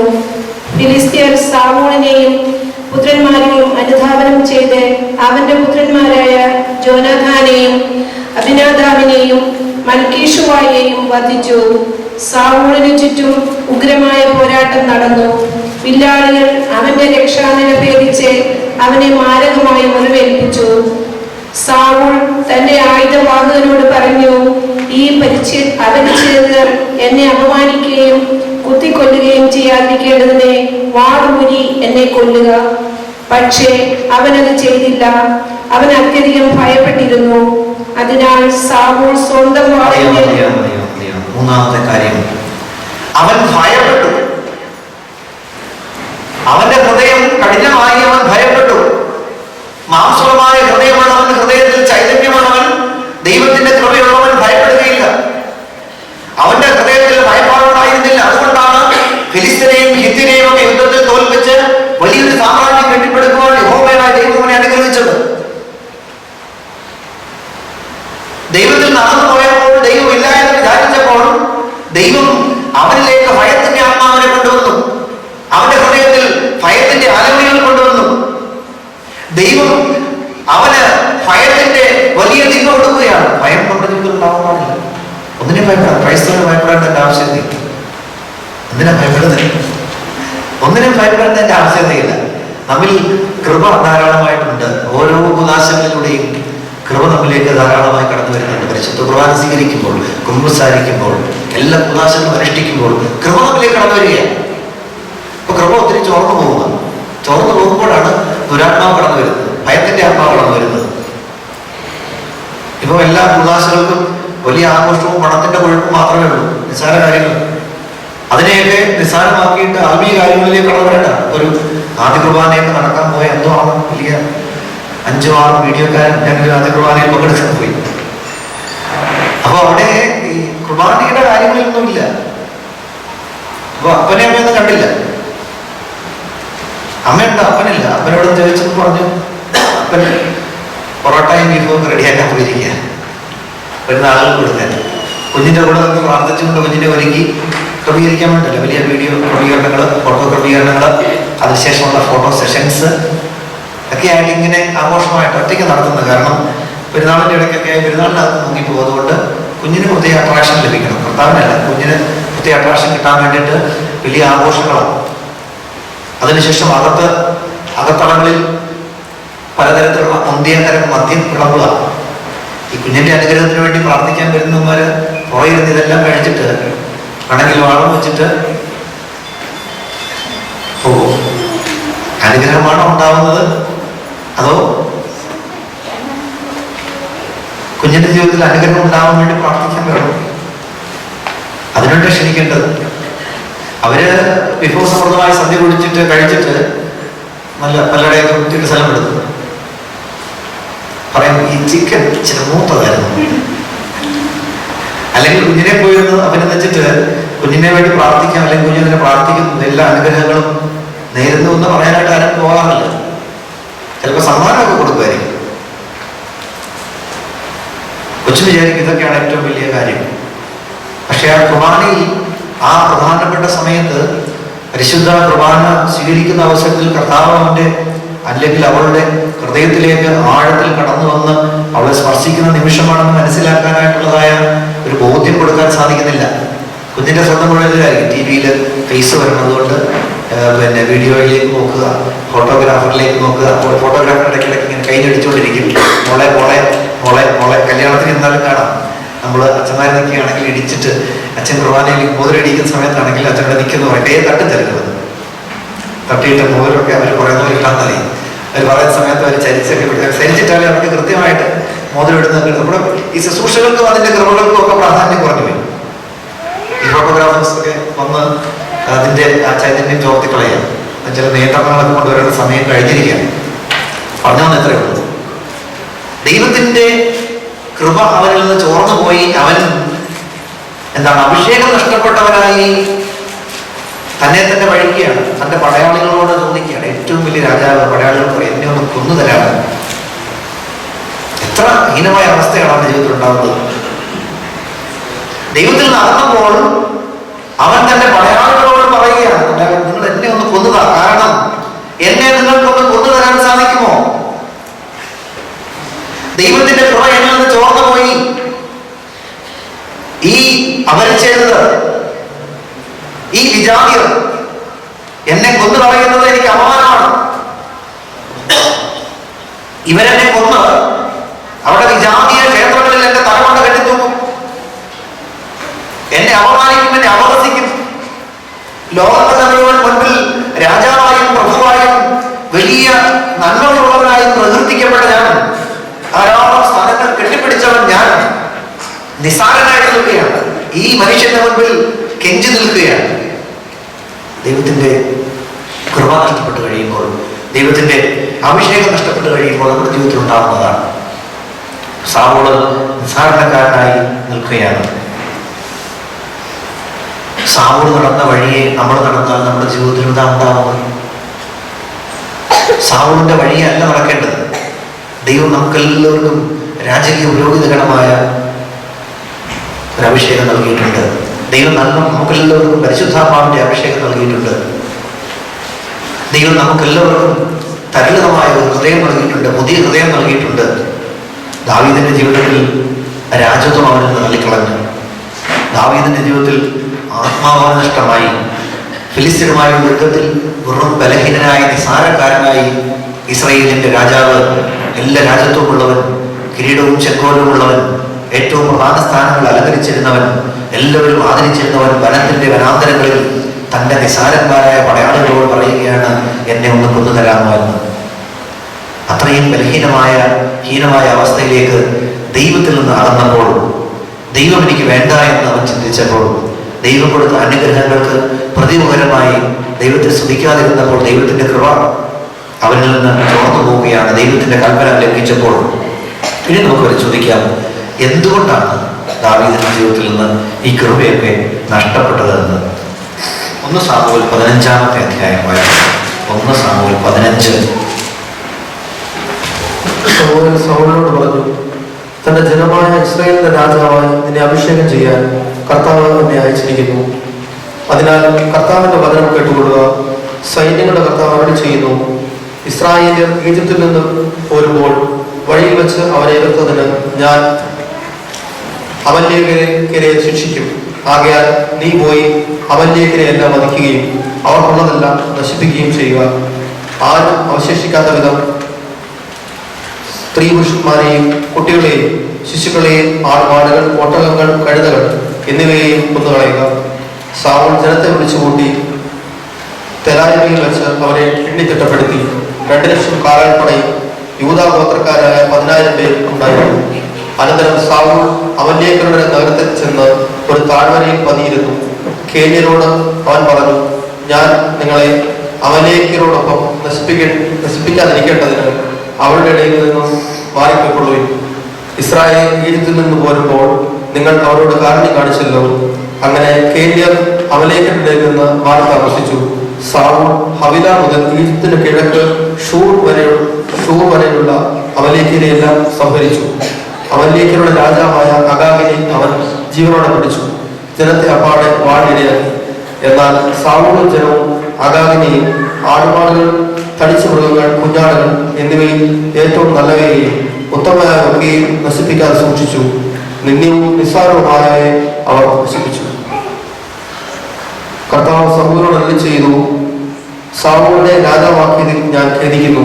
അവൻ എന്നിൽ നകലുകയും എന്റെ കൽപ്പനകൾ നിറവേറ്റാതിരിക്കുകയും ചെയ്തിരിക്കുന്നു. സാവൂൽ കോപാകുലനായി രാത്രി മുഴുവൻ കർത്താവിനോട് കരഞ്ഞപേക്ഷിച്ചു. സാവൂളിനെ പ്രഭാതത്തിന് മുൻപേ കാണാൻ സാവൂൽ നേരത്തെ എഴുന്നേറ്റു. എന്നാൽ സാവൂൾ കാർമലിലെത്തി തന്നെ വിജയസ്തംഭം നാട്ടിയിട്ട് ഗിൽഗാലിലേക്ക് മടങ്ങിപ്പോയെന്ന് സാമുവേലിന് അറിവ് കിട്ടി. അവൻ സാവൂളിന്റെ അടുത്തെത്തി. സാവൂൾ പറഞ്ഞു, അങ്ങ് കർത്താവിനാൽ അനുഗ്രഹീതനാകട്ടെ, ഞാൻ കർത്താവിന്റെ കൽപ്പന നിറവേറ്റിയിരിക്കുന്നു. 22 വായിച്ചു. സമൂഹം പറഞ്ഞു, 21 വായിച്ചു. എന്നാൽ നശിപ്പിക്കപ്പെടേണ്ട കൊള്ള വസ്തുക്കളിൽ ഏറ്റവും നല്ല ആടുമാടുകളെ നിന്റെ ദൈവമായ കർത്താവിന് ബലിയർപ്പിക്കാൻ ജനം ഗിൽഗാലിൽ കൊണ്ടുവന്നു. സമൂഹം പറഞ്ഞു, നിന്റെ കൽപ്പന അനുസരിക്കുന്നതോ ദഹനബലികളും മറ്റു ബലികളും അർപ്പിക്കുന്നതോ കർത്താവിന് പ്രീതികരം. അനുസരണം ബലിയേക്കാൾ ശ്രേഷ്ഠം, മുട്ടാടുകളുടെ മേധസ്സിനേക്കാൾ ഉത്കൃഷ്ടം. മാത്സല്യം മന്ത്രവാദം പോലെ പാവമാണ്, മക്കളുടെ പുഷ്ടി. കാണുന്നുണ്ട്, സാമുവേൽ കൽപ്പന ലഭിക്കുന്നു. ദൈവത്തിൽ നിന്ന് അകന്നു പോകാൻ ദൈവം രാജ്യത്തെ നിഷേധിക്കാനുള്ള ഒന്നാമത്തെ കാരണം സാവൂൾ കൽപ്പന ലംഘിക്കുന്നു. കർത്താവ് എന്താ പറഞ്ഞത്? എന്താ പറഞ്ഞേ? നീ അമലേഖനുമായി യുദ്ധം ചെയ്യുമ്പോൾ പോകുന്ന പ്രദേശത്തുള്ള സകലതിനെയും നശിപ്പിക്കണം. കർത്താവ് പറയുന്ന കൽപ്പനകൾ അനുസരിച്ചാണ് ഇവന് വിജയം മുഴുവൻ കൊണ്ടുവരുന്നത്. കർത്താവ് പറയുന്നത് അനുസരിച്ച് ചെയ്താൽ വിജയം മുഴുവൻ കടന്നു വരും. ജോഷു അമലേഖനുമായി യുദ്ധം ചെയ്യുമ്പോൾ കർത്താവ് പറയുന്നുണ്ട്. എന്താണ് പറയുന്നത്? മോശയോട് പറയുന്നുണ്ട്, അഹ്റോനോട് പറയുന്നുണ്ട്. എന്താണ് എന്താണ് എന്താണ് പറയുന്നത്? വടി ഉയർത്തി നീ എപ്പോഴൊക്കെ നിൽക്കുന്നു അപ്പോഴൊക്കെ ജോഷുവ അമലേഖനുമായി യുദ്ധത്തിൽ വിജയിക്കും. എപ്പോഴൊക്കെ കരങ്ങൾ താണോ അപ്പോഴൊക്കെ ജോഷുവ പരാജയപ്പെടും. ഇവിടെ കർത്താവ് പറയുകയാണ്, നീ വിജയം വരിക്കണമെങ്കിൽ നീ പോകുന്ന പ്രദേശത്തെ ആടുമാടുകളെയും സൈന്യത്തെയും ജനങ്ങളെയും മുഴുവൻ നശിപ്പിക്കണം. എന്നാൽ കർത്താവിന്റെ കൽപ്പന ലംഘിച്ചുകൊണ്ട് സൗൾ എന്താ ചെയ്തത്? അവന് ഇഷ്ടമുള്ള കുറച്ചു പേരെ ഈജിപ്തിൽ വെച്ച് അവന് ചില ആനുകൂല്യങ്ങളൊക്കെ ചെയ്ത ആളുകളെ, രാജാവിനെ ഒക്കെ എന്താ പറഞ്ഞത്? അവരോട് പറഞ്ഞു, നിങ്ങൾ ഇവരുടെ ഇടയിൽ നിന്ന് മാറിപ്പോവുക. പിന്നീട് എന്താ ചെയ്തത്? കുറെ അത് നല്ല ആടുകളെയും നാടുകളെയും എല്ലാം അവൻ മാറ്റിവെച്ചു. അവന് വേണ്ടുന്ന ആടുകളെയും ആടുമാടുകളെയും മുഴുവൻ മാറ്റിവെച്ചു. കർത്താവ് എല്ലാം നശിപ്പിക്കണം, ഒന്നും നീ അവശേഷിപ്പിക്കരുത്. അത് മാത്രം രണ്ടാമത് എന്താ ചെയ്ത്? അവൻ ഈ ആടുമാടുകളെ അതിൽ ഏറ്റവും നല്ല കൊഴുത്തതിനെ ദൈവസ്ഥിതിയിൽ ബലിയർപ്പിക്കാനായിട്ട് കൊണ്ടുവന്നു. എന്താ സംഭവിക്കുക? അവസാനം 22 പറയുന്നുണ്ട്. പറഞ്ഞെന്താ? 22 വാക്യം സാമുവേൽ പറഞ്ഞു, തന്റെ കൽപ്പന അനുസരിക്കുന്നതോ ദഹന ബലികളും മറ്റു ബലികളും അർപ്പിക്കുന്നതോ കർത്താവിന്റെ പ്രീതികരണം. അനുസരണം ബലിയേക്കാൾ ശ്രേഷ്ഠം. അനുസരണമാണ് കർത്താവിനോട്, കർത്താവിന്റെ കൽപ്പനകൾ അനുസരിക്കുന്നതാണ് ബലികളേക്കാൾ ശ്രേഷ്ഠം. നീ എത്ര ബലികൾ അർപ്പിച്ചാലും നേർച്ച കാഴ്ചകൾ അർപ്പിച്ചാലും ദൈവത്തിനത് പ്രീതികരമാവുകയില്ല. കാരണം നീ അനുസരിക്കുന്നില്ലെങ്കിൽ. അനുസരണമാണ് ബലികളേക്കാൾ ശ്രേഷ്ഠമായിട്ടുള്ളത്. നീ അനുസരിക്കുന്നവനാവണം, ദൈവത്തിന്റെ കൽപ്പനകൾ അനുസരിക്കുന്നവനാവണം. സൈലന്റിക്ക് ഇരുന്ന് ഓടിക്കാൻ തുടങ്ങി. എഴുന്നേറ്റ്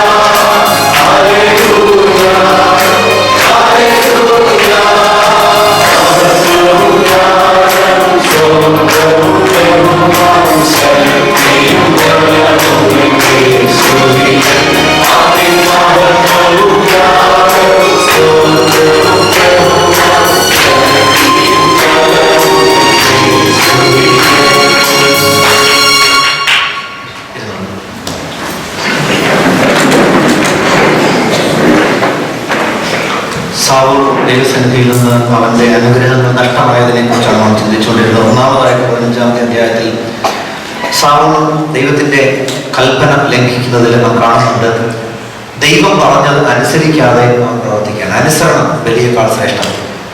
അവൻ കൊള്ള വസ്തുക്കളിന്മേൽ കടന്നു വീണു. ആടുമാടുകളുടെ മേലും സ്വർണത്തിന്മേലും ശത്രുരാജ്യങ്ങളുടെ ആക്രമിക്കുമ്പോൾ അവരുടെ കൊട്ടാരങ്ങളിൽ വിലപിടിയുള്ള സ്വർണം കാണും, വലിയ ആടുമാടുകളുടെ ശേഖരം കാണും. ഇവയെല്ലാം നശിപ്പിക്കണം. അശുദ്ധ രാജ്യത്ത് നിന്ന്, ദൈവത്തെ അറിയാത്ത രാജ്യത്ത് നിന്ന്, നാട്ടിൽ നിന്ന് ഒരു സാധനവും നിന്റെ കൊട്ടാരത്തിലേക്ക് കൊണ്ടുവരരുത്. ഒരു സാധനവും ഒരു വസ്തുക്കളും നിന്റെ ഭവനത്തിലേക്ക് കൊണ്ടുവരരുത് എന്ന് അവിടുന്ന് കൽപ്പിച്ചിട്ടുണ്ട്.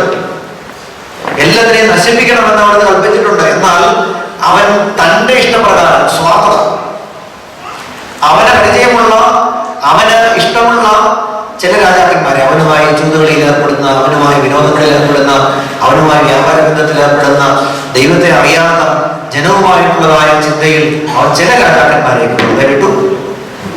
ചില ആടുമാടുകളെ നല്ല ഏറ്റവും മെച്ചമായിട്ടുള്ള, നോക്കിയപ്പോൾ നല്ല മെച്ചമായിട്ടുള്ള കൊഴുത്ത ആടുമാടുകളൊക്കെ പോകുന്നു. അതിനെ നശിപ്പിക്കുന്നതിനാ കർത്താവ് അറിയത്തില്ലെന്ന് വിചാരിച്ചത്. പിന്നീട് അവൻ സ്വർണവും മറ്റ് വസ്തുക്കളും, കവർച്ച വസ്തുക്കളിന്മേൽ, കൊള്ള വസ്തുക്കളിന്മേൽ, ഈ രാജാക്കന്മാരൊക്കെ പല സ്ഥലത്തു നിന്നും കൊള്ളയടിച്ചു കൊണ്ടുവന്ന കവർച്ച വസ്തുക്കളുടെ മേൽ ചാടിയാണ്. അപ്പോൾ സാവൂൾ പറഞ്ഞു, നീ ദൈവത്തിൽ നിന്ന് അകന്നുപോയി. പിന്നീട് സാവൂളിന്റെ ജീവിതത്തിലുണ്ടായ ഏറ്റവും വലിയ തിന്മ എന്ന് പറയുന്നത് അവൻ പുരോഹിതന്മാർക്കല്ലാതെ മറ്റാർക്കും ചെയ്യാൻ അവകാശമില്ലാത്ത കാര്യം ചെയ്തു എന്നുള്ളതാണ്. 13-ാം അധ്യായം 18 മുതലുള്ള വാക്യങ്ങൾ വായിച്ചു. 13-18 മുതൽ.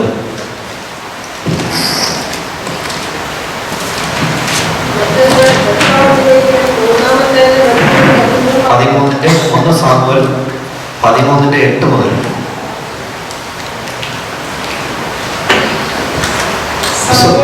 സാവൂൾ സാമുവേലിന്റെ നിർദ്ദേശമനുസരിച്ച് 7 ദിവസം അവന് വേണ്ടി കാത്തിരുന്നു. എന്നാൽ അവൻ ഗിൽഗായിൽ വന്നില്ല. അതിനാൽ ജനം സാവൂളിനെ വിട്ടുപിരിയാൻ തുടങ്ങി.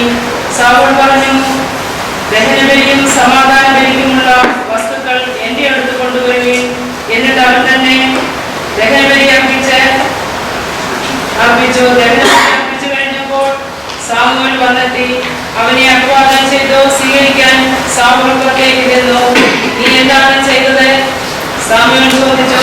സാവൂൾ പറഞ്ഞു, വിട്ടു ചിതറിപ്പോകുന്നത് നിശ്ചിത ദിവസമായിട്ടും അങ്ങ് വരാതിരിക്കുന്നതും ഫിലിസ്ത്യർ മിക്ഷാമെ ഒരുമിച്ച് കൂടുന്നത് ഞാൻ കണ്ടു. ഗിൽഗായിൽ വെച്ച് ഫിലിസ്ത്യർ എന്നെ ആക്രമിക്കുന്നുവെന്ന് കർത്താവിന്റെ സഹായം ഞാൻ അപേക്ഷിച്ചില്ലല്ലോ എന്നും ഞാൻ ഓർത്തു. അതിനാൽ ദഹനബലി അർപ്പിക്കാൻ ഞാൻ നിർബന്ധിതനായി. സാമുവേൽ പറഞ്ഞു, നീ വിഡ്ഢിത്തമാണ് ചെയ്തത്. നിന്റെ ദൈവമായ കർത്താവിന്റെ കൽപ്പന നീ അനുസരിച്ചിരുന്നെങ്കിൽ അവിടുന്ന് നിന്റെ രാജ്യത്വം ഇസ്രായേലിൽ എന്നേക്കുമായി സ്ഥിരപ്പെടുത്തുമായിരുന്നു. 7 ദിവസം സാമുവേലിന് വേണ്ടി സാവൂൾ കാത്തിരുന്നതിന് ശേഷം സാവൂളിനെ കാണാതെ വന്നപ്പോൾ അവൻ എന്താണ് ചെയ്തത്? കർത്താവിന് വേണ്ടി പുരോഹിതനല്ലാത്ത ഇവൻ, പുരോഹിതന്മാർക്ക് മാത്രമേ ദഹനബലി അർപ്പിക്കുവാൻ അവകാശമുള്ളൂ. സാവൂളിനെ കാത്തിരുന്നിട്ട് കാണാതെ വന്നപ്പോൾ അവൻ വിചാരിച്ചു ജനങ്ങൾ പിരിഞ്ഞു പോകും. അപ്പൊ പള്ളിയിൽ ഞാനിപ്പോൾ പോയി പള്ളി കുർബാനയെല്ലാം വന്നു. 8 മണിക്കാണ് കുർബാന. 8:30 കണ്ടില്ല, 8:45 കണ്ടില്ല. നിങ്ങൾ ആരെങ്കിലും കുർബാനയില്ല?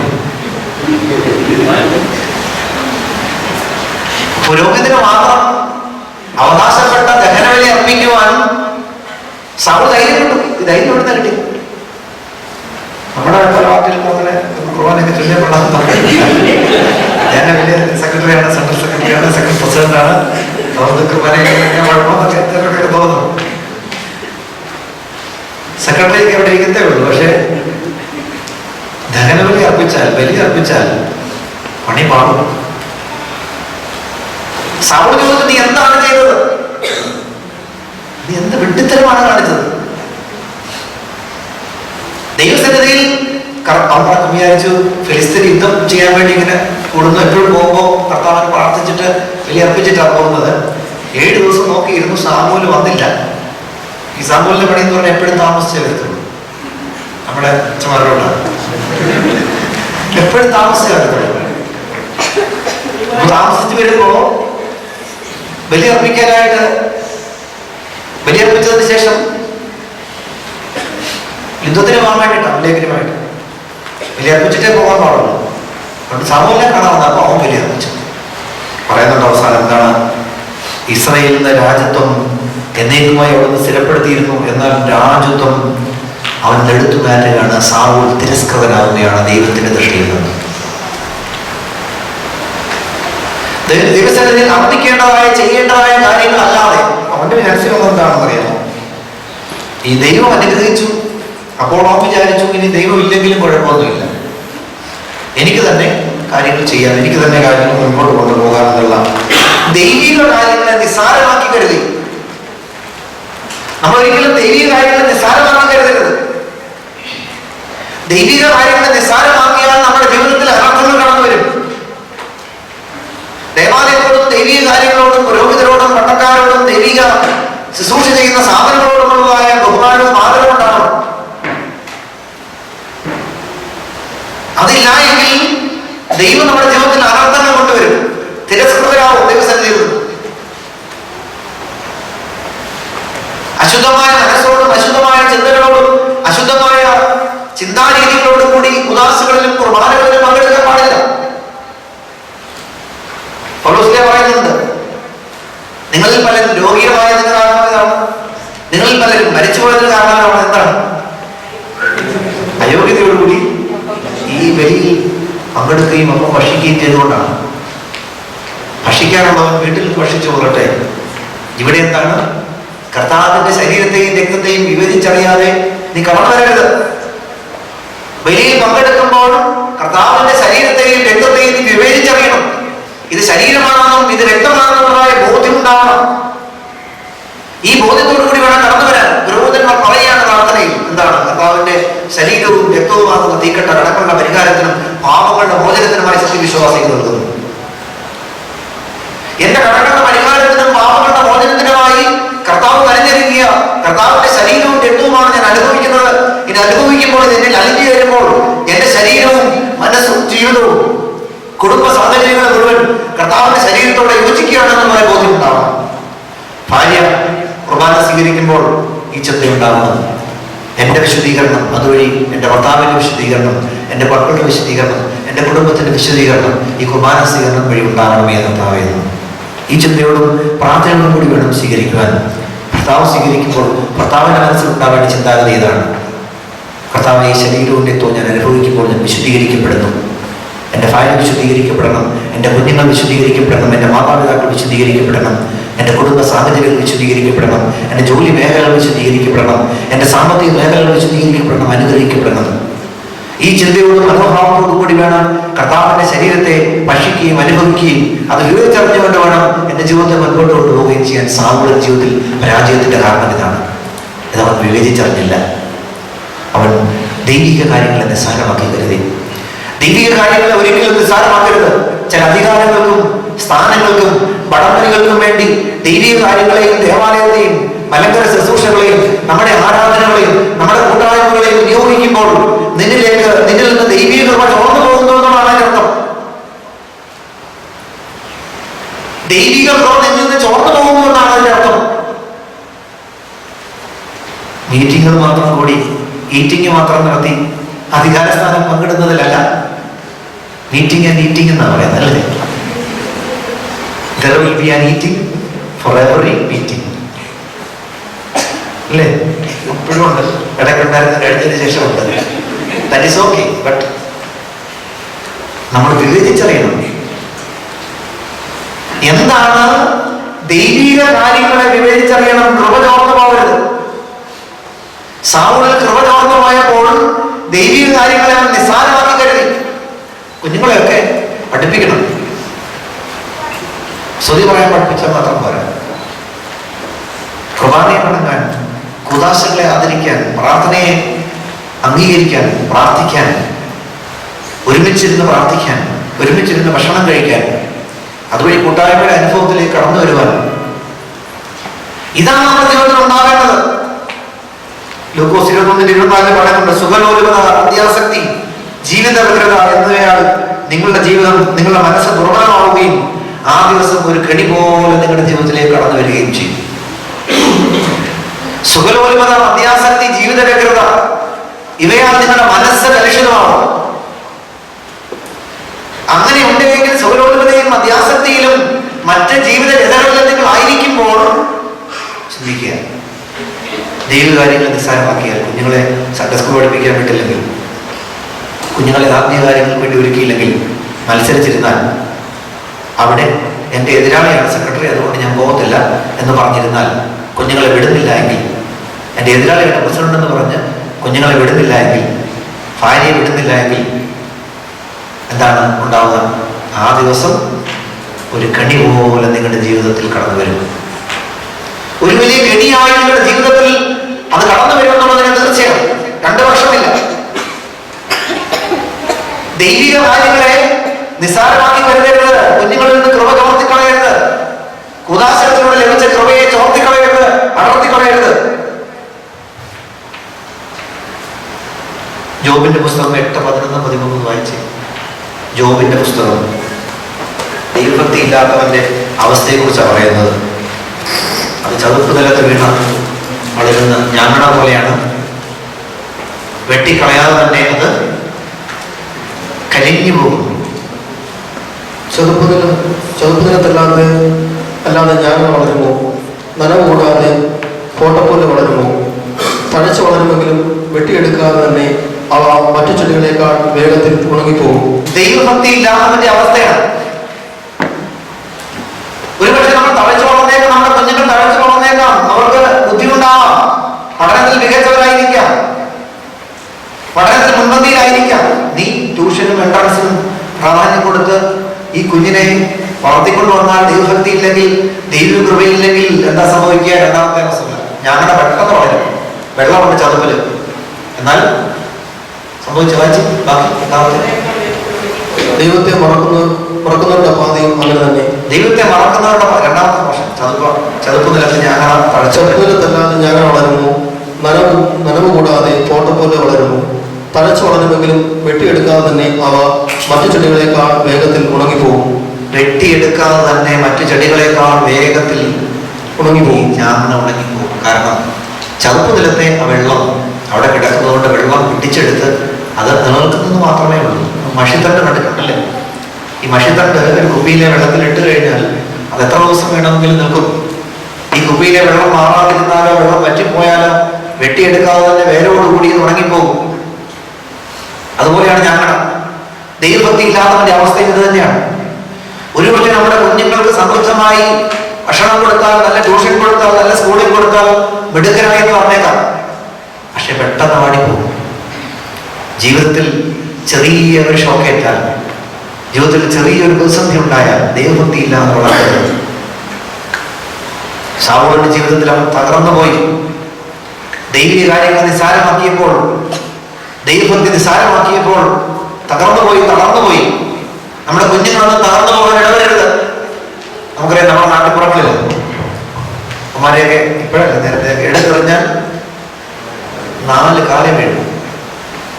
എങ്ങനെ വീഴാനും പഠിക്കും.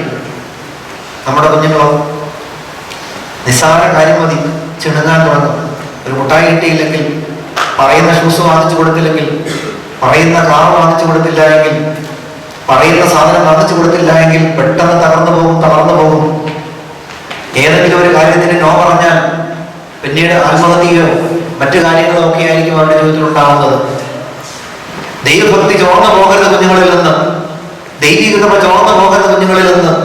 ഞാനണ പോലെ അഴച്ചു വളരുമെങ്കിലും, കുഞ്ഞുങ്ങൾ നന്നായിട്ട് വളരുമെങ്കിലും, സുന്ദരന്മാരാണെങ്കിലും, പഠിത്തമെടുക്കലാണെങ്കിലും, എല്ലാ കഴിവുകളുണ്ടെങ്കിലും, ഞാനണ പോലെ ആ വെട്ടിമാറ്റിയില്ല എങ്കിൽ പോലും തളർന്നു പോകും, ഒടിഞ്ഞു പോകും, വാടിപ്പോകും. ഈ ഒരു ജീവിത സാഹചര്യം കുഞ്ഞുങ്ങളുടെ ജീവിതത്തിൽ ഉണ്ടാവാൻ പാടില്ല. നമുക്കറിയാം, എത്രയോ സംഗതികളാണ് നമ്മുടെ നാട്ടിൻപുറങ്ങളിൽ തന്നെ കാണുന്നുണ്ട്. നിസ്സാര കാര്യത്തിന് ട്രെയിൻ ടൗണിൽ കാണുന്നു, ഞരമ്പ് മുറിക്കുന്നു, തൊങ്ങിച്ചാവുന്നു, മാർക്ക് കുറഞ്ഞു പോയതിലാവാം, തോറ്റുപോയതിലാവാം, അല്ലെങ്കിൽ വീട്ടിൽ അപ്പനോ അമ്മയോ വഴക്ക് പറഞ്ഞതിലാവാം. കുഞ്ഞുങ്ങളുടെ ജീവിത സാഹചര്യങ്ങളെ ദൈവഭക്തിയോടുകൂടി, ദൈവബോധത്തോടുകൂടി, ദൈവ കൃപയോടുകൂടി അവരുടെ സാഹചര്യങ്ങളെ വളർത്തിക്കൊണ്ടുവരുവാൻ മാതാപിതാക്കൾക്ക് സാധിക്കണം. ഇല്ല എങ്കിൽ നമ്മുടെ ജീവിതത്തിൽ നാശമുണ്ടാകും. നമ്മുടെ ജീവിതത്തിൽ ദുഃഖത്തിൻ്റെ, സങ്കടത്തിൻ്റെ, സന്തോഷമില്ലായ്മയുടെ ജീവിത സാഹചര്യങ്ങൾ ഉണ്ടാകും. ഇവിടെ സാവൂളിന്റെ ജീവിതത്തിൽ ദൈവനിന്ദ ഉണ്ടായപ്പോൾ, ഈ നിന്ദ പ്രകാരം ദൈവത്തെ നിന്ദിച്ചപ്പോൾ, ദൈവീക കാര്യങ്ങളെ നിസ്സാരമാക്കി കരുതിയപ്പോൾ അവന്റെ ജീവിതത്തിൽ തകർച്ചയുണ്ടായി. അവൻ തകർന്നുപോയി. ശൗലൊരു പ്രത്യേക ലാഘവബുദ്ധിയായിരുന്നു ദൈവീക കാര്യങ്ങളോട്. ദൈവം കൃപ ചൊരിഞ്ഞപ്പോൾ, ദൈവം അനുഗ്രഹം ചൊരിഞ്ഞപ്പോൾ ഒരു പ്രത്യേക ലാഘവബുദ്ധിയോടുകൂടി അവൻ പെരുമാറാനായിട്ട് തുടങ്ങി. ശൗലിന്റെ അടുത്ത തകർച്ച എന്ന് പറയുന്ന ദൈവവുമായിട്ടുള്ള ബന്ധം മുറിഞ്ഞപ്പോൾ ശൗലിൽ പാപം പ്രവേശിച്ചു തുടങ്ങി. ദൈവവുമായിട്ടുള്ള ബന്ധം നമുക്ക് മുറിയുമ്പോൾ പാപം നമ്മിൽ പ്രവേശിക്കും. ദൈവവുമായുള്ള ബന്ധം അവൻ മുറിഞ്ഞു കഴിഞ്ഞപ്പോൾ അവനിൽ പാപം കടന്നു വരികയാണ്. അവൻ എല്ലാത്തിനെയും നഷ്ടപ്പെടുത്തുന്നു, കൊള്ള മുതൽ ആക്രമിച്ചെടുക്കുന്നു, ദൈവത്തിന് മുൻപിൽ മ്ലേച്ഛമായത് ചെയ്യുന്നു, ദൈവത്തിന് മുമ്പിൽ ഇഷ്ടമല്ലാത്ത ബലി അർപ്പിക്കുവാനായിട്ട് അവൻ കടന്നു വരുന്നു. പുരോഹിതന്മാർക്കും പ്രവാചകന്മാർക്കും മാത്രം ചെയ്യുവാൻ നിയോഗിക്കപ്പെടുന്ന ബലി അർപ്പിക്കുവാനായിട്ട് അവൻ കടന്നു വരുന്നു. അവനിൽ ദിവ്യാഗ്രഹം കടന്നു വരുന്നു. സാമ്പത്തിക മോഹം, സ്വർണവും മറ്റ് വസ്തുക്കളും അവന്റെ ജീവിതത്തിൽ അവന്റെ കൊള്ള മുതലെന്ന് കൊണ്ടുവരികയാണ്. നമുക്കറിയാമല്ലോ, സന്ധ്യയാകുമ്പോൾ ഇരുട്ടിന്റെ കാടിന് കൂടുന്നത് പോലെ പാപം നമ്മിൽ പ്രവേശിക്കുമ്പോൾ നമ്മുടെയൊക്കെ ഹൃദയത്തിൽ ഇരുളടഞ്ഞ സാഹചര്യങ്ങൾ കടന്നു വരും. ഇരുട്ടിന്റെ പോലെ ഇരുണ്ട സാഹചര്യങ്ങൾ നമ്മുടെ ജീവിതത്തിൽ കടന്നു വരും.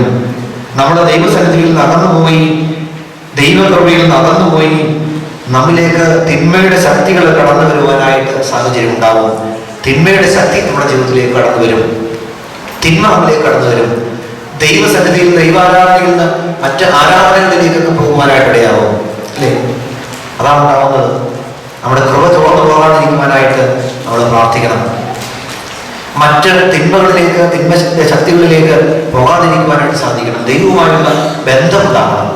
ദൈവവുമായുള്ള ബന്ധം മുറിയുമ്പോൾ പാപം നമ്മിലേക്ക് കടന്നു വരും. പാപം കടന്നു വരുമ്പോൾ ദൈവവുമായുള്ള ബന്ധം ശക്തമായിട്ട് വിച്ഛേദിക്കപ്പെടും. വീണ്ടും തിന്മകളിലേക്കും തിന്മയുടെ ശക്തികളിലേക്കും നമുക്ക് പോകും.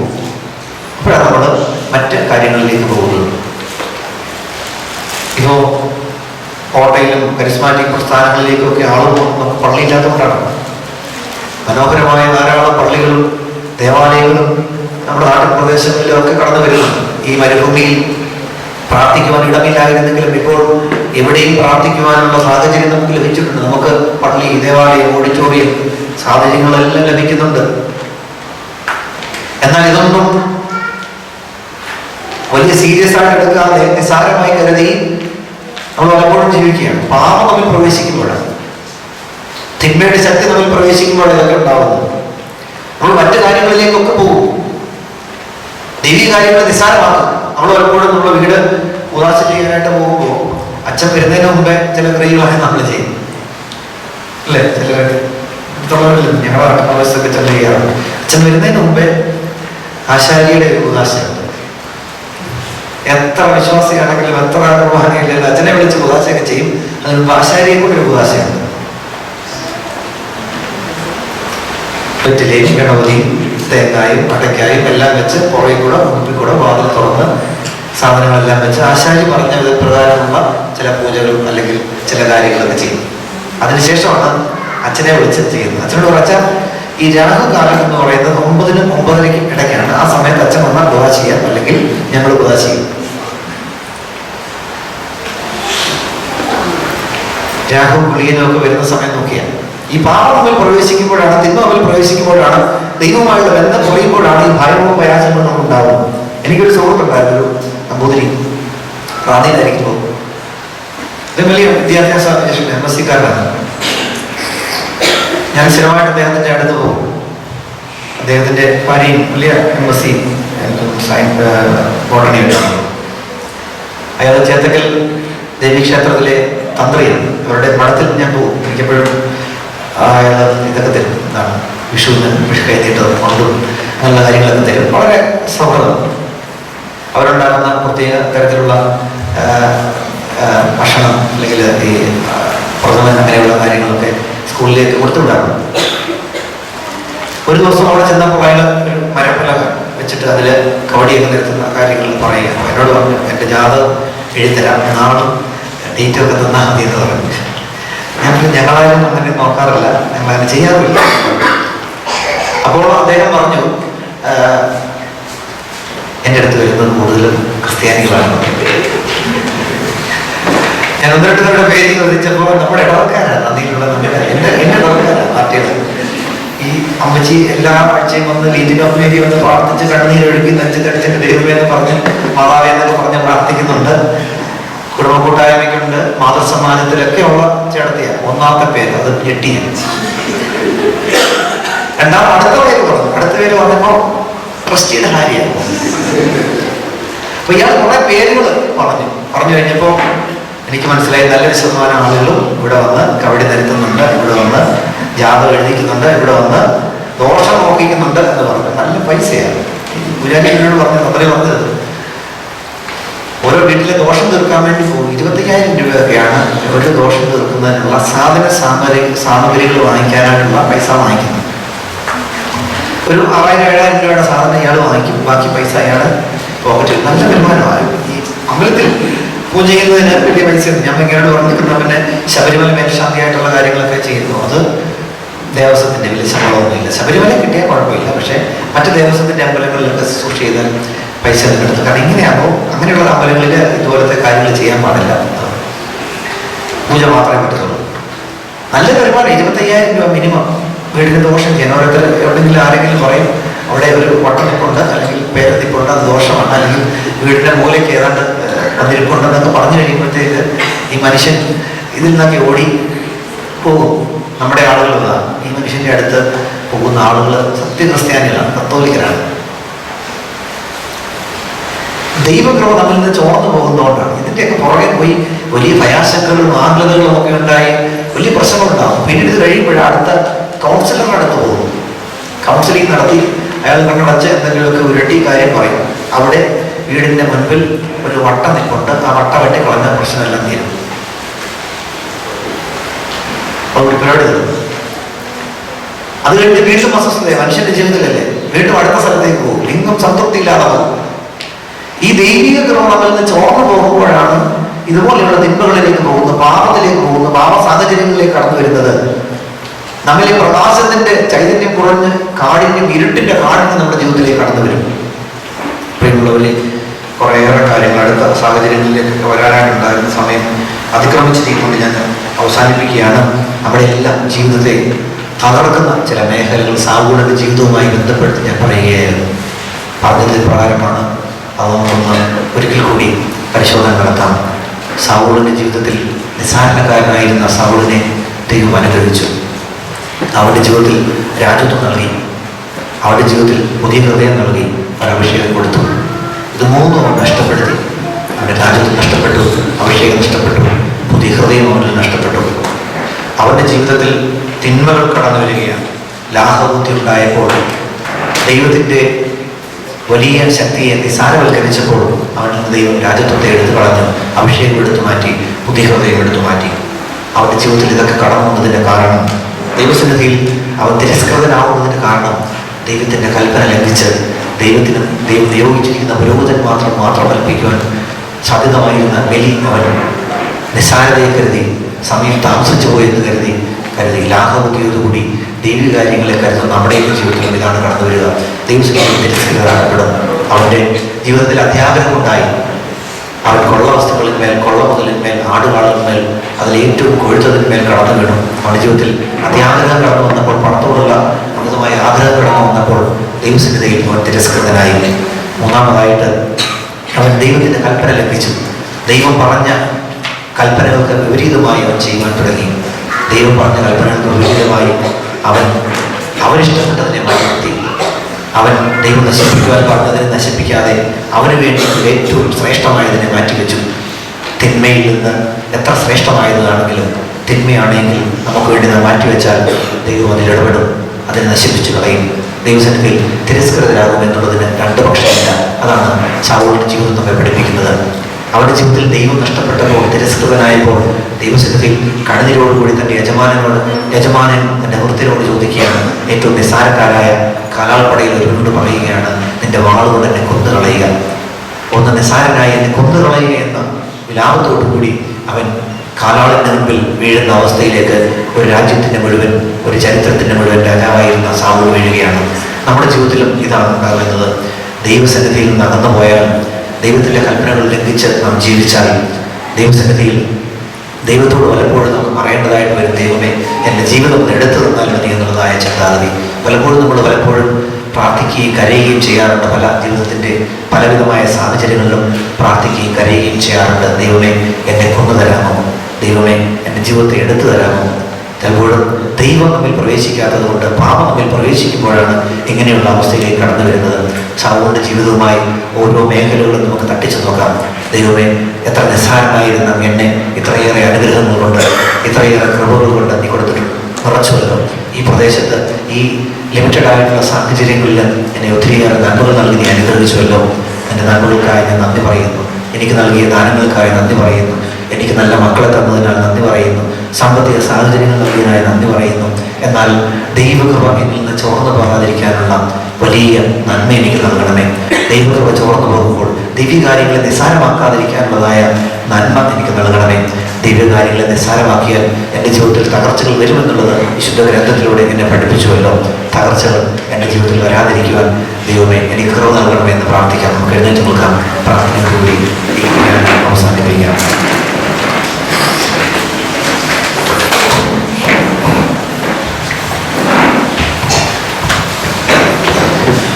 കാരുണ്യവാൻ ഞങ്ങളെ സ്നേഹിക്കുന്നതുമായ ഞങ്ങളുടെ സ്വർഗ്ഗപിതാവേ ദൈവമേ, ഈ സമയം ഞങ്ങൾ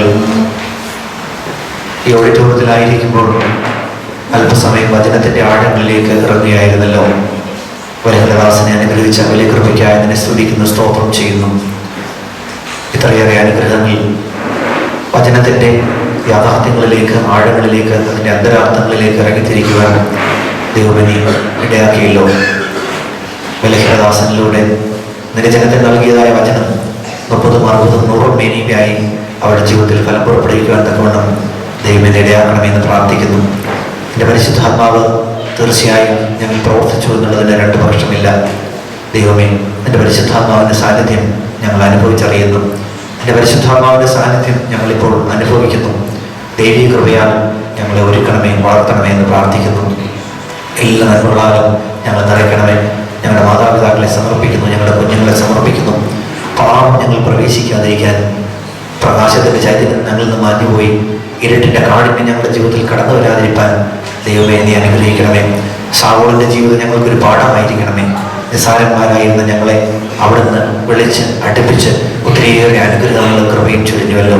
ഞങ്ങൾ ദൈവത്തിൽ നിന്ന് അകന്നു പോകാതിരിക്കാൻ, ദൈവത്തിൽ നിന്ന് മാറിപ്പോകാതിരിക്കാൻ, ദൈവത്തിൻ്റെ കോപത്തിനിടയാവാതിരിക്കാൻ, ദൈവത്തിൻ്റെ കൽപ്പന ലംഘിപ്പാതിരിക്കാൻ ദൈവമേ ഞങ്ങളെ അനുഗ്രഹിക്കണമേ. ആ ദാവീദ് കണ്ണീരോടുകൂടി പ്രാർത്ഥിക്കുന്നു, എന്നെ ഒന്ന് കൊണ്ടുതരാമെന്ന്. പലപ്പോഴും ജീവിതത്തിൻ്റെ നിരാശകളിൽ പലപ്പോഴും ഞങ്ങളൊക്കെ അങ്ങനെയൊക്കെ അനുഭവിച്ചിട്ടുണ്ട്. എന്നാൽ നിരാശയുടെ ആഴങ്ങളിലേക്ക്, ഭയത്തിൻ്റെ തിന്മകളിലേക്ക് ഒരിക്കലും ഞങ്ങളെയോ ഞങ്ങളുടെ കുടുംബ സാഹചര്യങ്ങളെയോ കൊണ്ടുപോകരുതേ കർത്താവേ. രോഗപീഠകളോ വൈശാചിക പീഠകളോ ഒന്നും ഞങ്ങളുടെ ഭവനത്തെ സ്പർശിക്കുവാൻ ദൈവമേ ഈ അവസരം കൊടുക്കട്ടെ എന്ന് ഞങ്ങൾ ആത്മാർത്ഥമായിട്ട് പ്രാർത്ഥിക്കുന്നു.